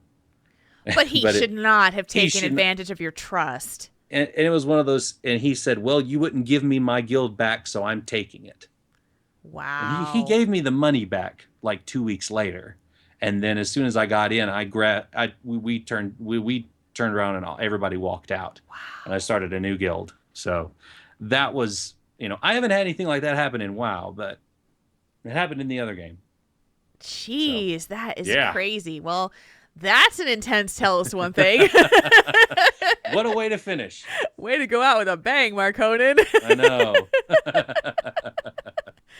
All right. And so if you guys want to participate and tell us one thing, you can do that by on Thursdays. Tell us one thing Thursdays. Go on to our Twitter and send us a tell us one thing question. You can also email them, questions@tauren.thinktank.com. That's our email address. And we love them. They're awesome. You guys make us think and tell you great stories too. So that's the best. All right. Go ahead. And it doesn't have to be on Thursdays. You could send it right now. Like right now. Yeah, we just asked for them on Thursdays as a reminder. Don't do it if you're already driving. Yeah, don't do that. Okay. Pull over to the side of the road first. Please don't do that. All right. Let's do some feedback, shall we? Shall we? Let's do it. Okay. Ladies and gentlemen, we now bring you... Wow, that's a lot of feedback. We got feedback from you guys from Katrin of Fenris on Twitter. First time listener, OMG, wonderful show. Advice is sound, well thought out, and most importantly, kind. # prepare for my email. Thank you so much. We look forward to your email. We do. We really appreciate you listening. The next one comes from Hendo VTW. The show with Anthony Bean was outstanding, folks. Well done. I love Tony. He is so he's fun. awesome. And he lives in Fort Worth. That's like 4.5, 5 hours from me. Yeah. So maybe on a weekend I'll see if he want to go grab some lunch or something. Just because you want to get in the car and drive for 4.5 hours for lunch. That's when I get my best audio bit ideas. Really? When I'm on the road. In the car? In the car. And since I'm not traveling everywhere, I don't have as much car time. We were actually texting back and forth this week, and I said to him, he's like, because I've never met Tony, neither of you, and, just met him we actually met him through our listener and friend, Hawkeye, who knew him from school, and so that's how I was introduced to Tony, and so I was like, yeah, he's like, someday I'd love to hang out, and I said, maybe there'll be a con that we can go to, and I said, there's PAX South that started. And so he and I have actually talked about possibly putting in a submission for like a panel or something like that to do at PAX South. That would be pretty cool. Wow. Yeah, that would be pretty cool. I know. I was like, we should do this. So hopefully maybe we'll take a trip to San Antonio or something. Who knows? Yeah. And then finally from Next Step Plays on Twitter, just came across your podcast. It's some great work. I've subbed. And we thank Next Step Plays so much for checking us out. I love when we get messages like this when they tell us that they've just listened. 156 episodes and new listeners are awesome. Yeah, we love getting new listeners too because you get to experience it, and you've got a large backlog to go through to catch up if you want. Yeah. So there's hours and hours of stuff to listen to. Speaking of backlog, I am in process right now. I'm working with our web designer to work on the database that you guys have helped us to fund with the Patreon. If there are people out there who are so inclined to want to volunteer to give some help with this, look at me asking for help. Yes. We have a breakthrough. Yes. Send an email to questions@tauren.thinktank.com. I'm looking for people who are willing to do some re-listening of older episodes and doing summarization of questions and discussion topics so that we can start building up this database because it is a lot of work.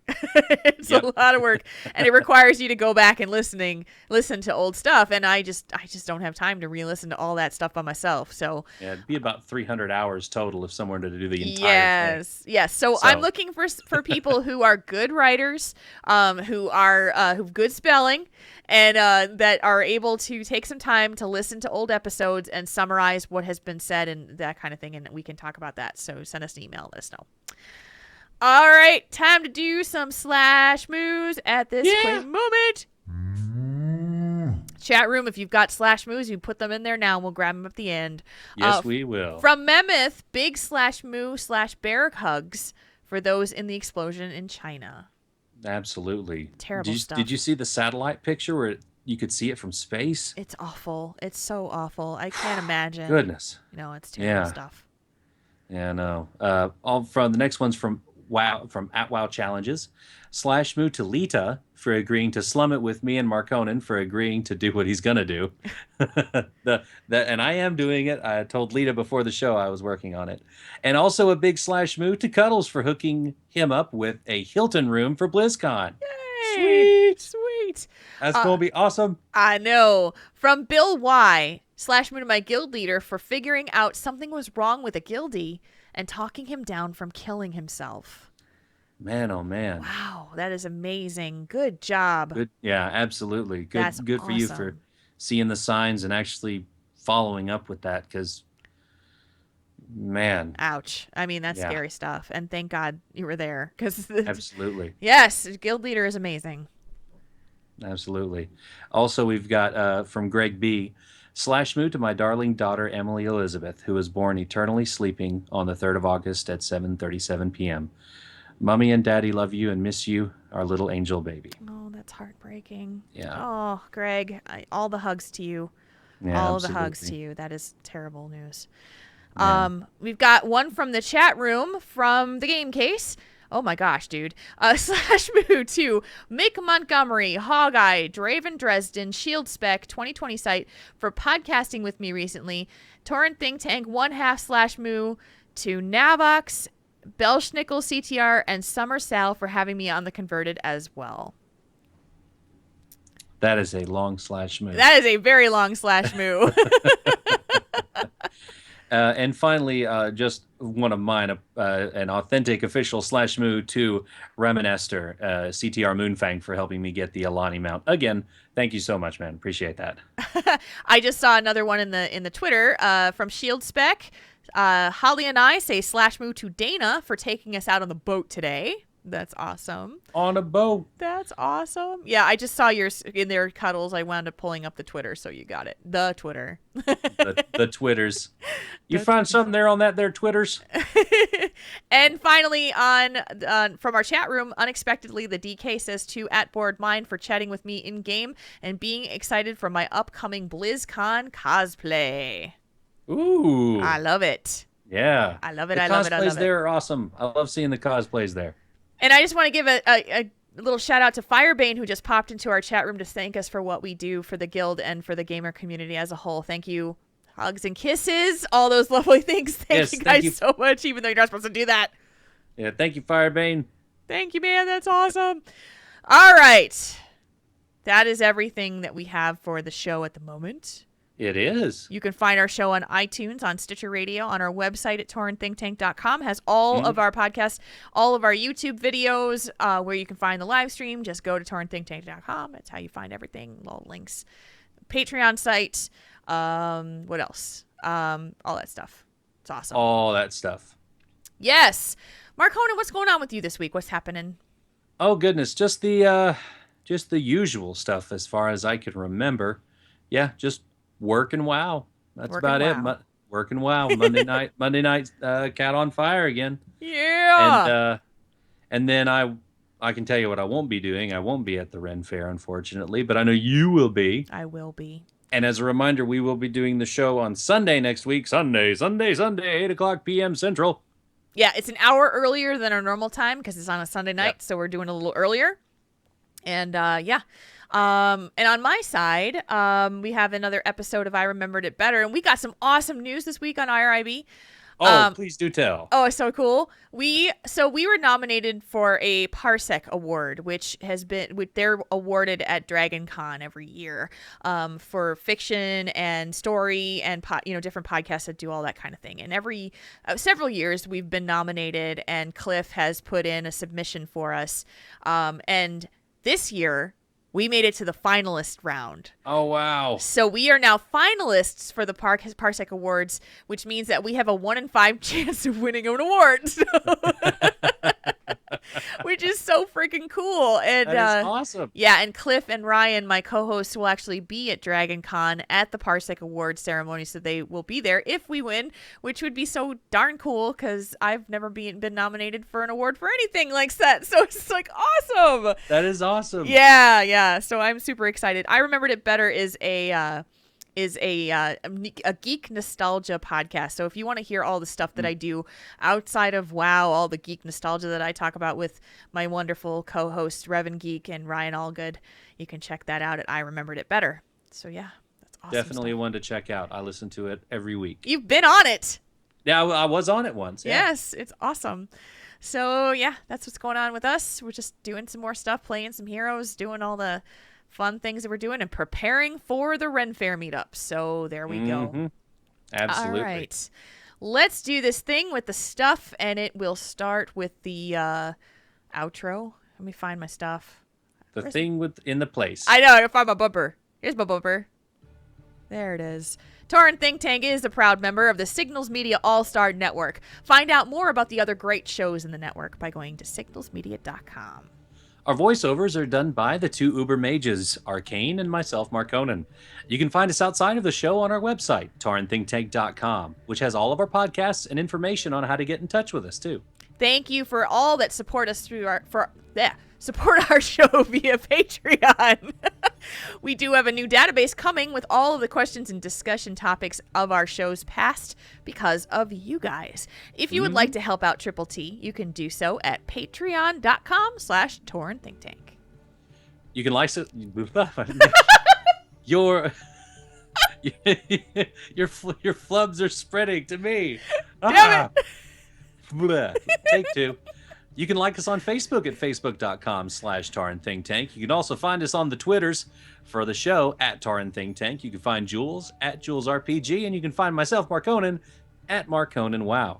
You can also chat with us on the forum, so if you feel like giving those boards some love, you can go to forums.signalsmedia.com. Thank you, everyone. Thank you, chat room, for being with us tonight and hanging out with us every Saturday night at 9 o'clock Central Daylight Time. You can find our video stream at twitch.tv/TaurenThinkTank. And if you're on the road and can't see the video, you can go to the mobile audio stream through Alpha Geek Radio at tunein.alphageekradio.com. We love seeing you guys here with us every week. Marconin, Jules. thank you again for a fabulous show. Well, thank you, ma'am. You're fabulous, too. Oh, you're so fabulous. I love it. So fabulous. We'll be back on Sunday night, 8 o'clock Central next week. Until then, for Marconin, I can say that name, for Arcane. Well, I hope so. I think so. My brain is not working. For the entire chat room and for me. Until next time, /moo, everybody. /moo.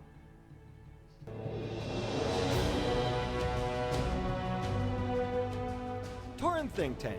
We make your problems less bad.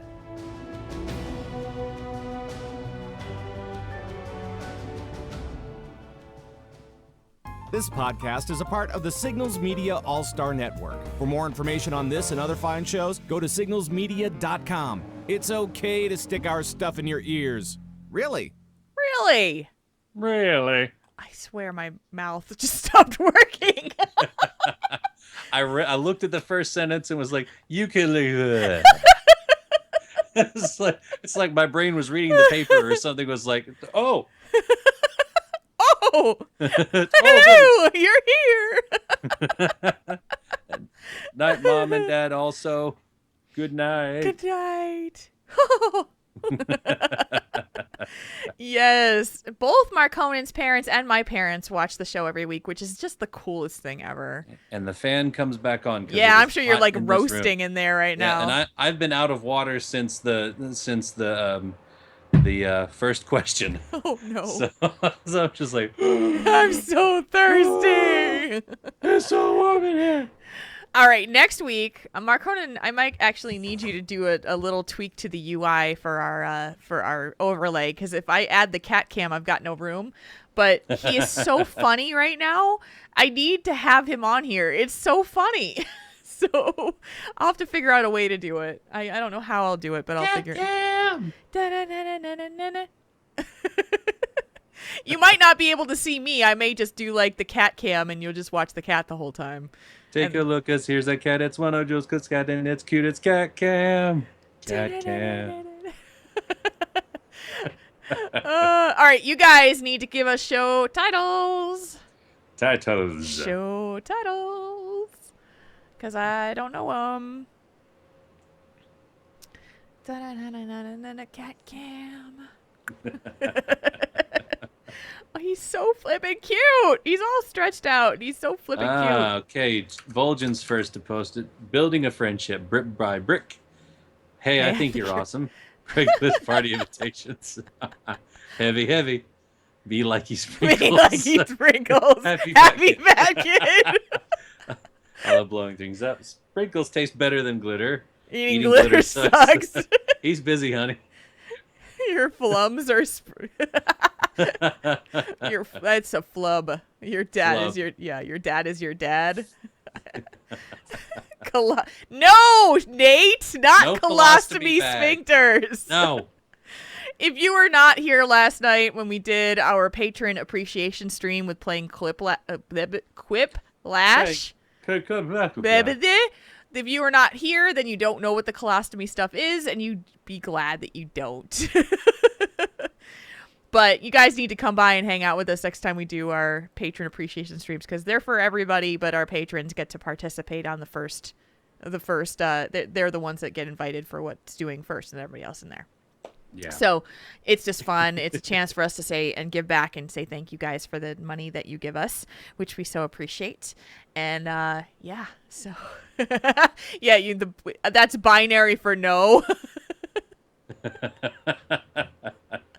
I like it's binary for no. Yeah. Which one is your favorite? Me like he sprinkles is a pretty good one. Me like he sprinkles. Me like he sprinkles. Me like he sprinkles. I can do that. That's okay. I don't know. Yeah, because that one's or heavy. Heavy. Hey, Reese. She was scratching at the door behind you before. Oh, she was. Yeah, she's reaching up for the door, and I'm like, you don't can see that. Them. Yeah, I see her by the door. Oh, that's funny. All right, so my favorites. Hello, kitty. Me like he sprinkles, and that's binary for no. Yeah. Either one of those is fine. That's binary for sprinkles. We'll say that's binary for no as the title, and the subtitle will be me like he sprinkles. Alrighty. Have a good night, Odinus.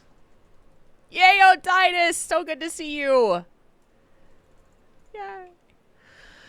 Oh. No, we're not going to do sprinkles in the colostomy bag. In the oolostomy bag. The oolostomy. That's the In the oolan. oolostomy bag. The oolan. Oolan. Oolan. Let me make sure there aren't any. Okay. No more tweets in there. So we'll be back on Sunday. We are actually considering... and we're thinking about it. We still need to check on stuff, but we're considering moving the show to Sunday nights at 8 p.m. Central. Not sure if you guys would be open for that as a chat room. Would it work for you or not? But it would definitely... I've always had the show on Saturdays, mainly because it was the way it was for our previous co-host. And then when Marconin joined... he was working Sunday nights, so it was easy to just keep it Saturdays. So yeah, we're thinking we could possibly, Nate would have to miss it because of Raid. There was a feline confrontation tonight. What happened? I think Lori said that she accidentally put two of her cats in the room, just shut them in a room for an hour. Yeah. Lori, I don't know if this would work for you, but a lot of times people recommend kind of feline, there's like a feline hormonal, like it's called Feel Away, and it's a calming scent for the cats. So it gives the cats the opportunity to kind of calm. Sometimes they can wear a collar. Sometimes you can use a room diffuser. I don't think you smell it, but they do. It's a pheromone thing. And it might help to calm Lita down a little bit because I know she's probably the one on edge because the little guy doesn't care. He's like, whatever. You got a pheromone collar for her a few days ago. Yeah, she's gonna deal with that, I think, because she's been an only kitty now for a while. Yeah. Hi, Axel. Yep. Yep. Barky bark. At least So, they didn't go crazy though. There was just that yeah, one time. I know that if we move the show, there will be things that people can't do, and there will be people who can do it. But I don't know. I'm just thinking about it for a more balance for us, so that we could have a opportunity to have some Saturdays now. Mm-hmm. Because it was, now that you're not working nights and you aren't working Sunday nights, it gives us the opportunity to move it. Yeah, it kind of gives us a bit more flexibility. Absolutely. Yeah. So we'll see. We're going to do Sunday next week because of the Ren Fair meetup. And if it goes well, maybe we'll just move it there permanently. And because I think it would be good moving it around just a little bit and making it a little touch earlier so that it's not going too late into the night for the East Coasters. Excuse me. Yeah, that's true, because it is midnight over there. Yep. Excuse me. Oh, poor Henry. Yeah, he just means so well, and he doesn't want to hurt her or get her upset. But man, we deal with Sassy, who doesn't like the boys very much. And then they'll get into her face, and she'll growl and swat at them, and grunt and hiss and that kind of stuff. We just tell her to shut up. It's like, just shut up. Yeah, when Reese and Pixie like the other day, I was in the kitchen and they were, they kind of swarm around me, and they kind of got close together and they were touching noses and sniffing each other, and then Pixie slapped her and started hissing. Pixie was my cat first, kind of, because Reese was with the missus, and then now they're together. They've been together. Living together for years now, but just Pixie doesn't like to be around other cats if she can't help it. Yeah. Aw, Spanksy. Well, you know what, though? You'll be home with the baby, and then you can watch us on Monday afternoon. You'll be a mommy. Yep. A little mommy. Good to see you, Spanks. Yes. It's so good to see you guys. I love seeing our international friends popping in here. It's awesome. But yeah, we dealt with... It was actually... I didn't think that the boys were going to like each other when they first... Because Spike was so freaked out when Garrus was here. Just flipping out. And Garrus just didn't care. He would walk right up to him and be like, hi. And Spike growled and hissed and, hid and all that stuff. It was just so... Ugh. But... literally, we kept him in this room for 3 weeks because he had a cold. And the day that I was, a couple days before I was about to let him go out and roam the house, I was going to do the whole thing where I was going to put the other cats in his room so they could sniff and he could roam the house. No, he bolted out the door and ran straight up to Spike and was like, meow. And then, oh, wow. And Spike just hissed and hid, and I was like, oh my god. I couldn't get him back in the room. He just wanted out so bad. So he just did his little thing and sniffed around the house, and I was like, all right, we're just going to have to watch him. Mm-hmm. You're just going to have to. And now they groom each other. They rough and tumble through the house all day. They just love each other. The boys just love each other. So fun. Yeah. And Kane, thank you. I got my mail. That's so cool. I now have 6 mounts for the week, including the Coal Fist Gronling. Thank you. That's awesome, Kane. Oh, man. Thank you so much. I really, really appreciate it. That's a good man right there. You got a good one, Jules. You got a good one. I do. And now I get to make a really cool screenshot with it and tell everybody how much I appreciate it. Just hang in there, Lori. I know it's tough. The introductory stuff is tough. Lita will calm down. She will. She may never like him. She may never tolerate him fully. But if they can learn the boundaries to each other and figure it out, it can take months. It can take that long. So I should marry this guy, Arcade. I know, right?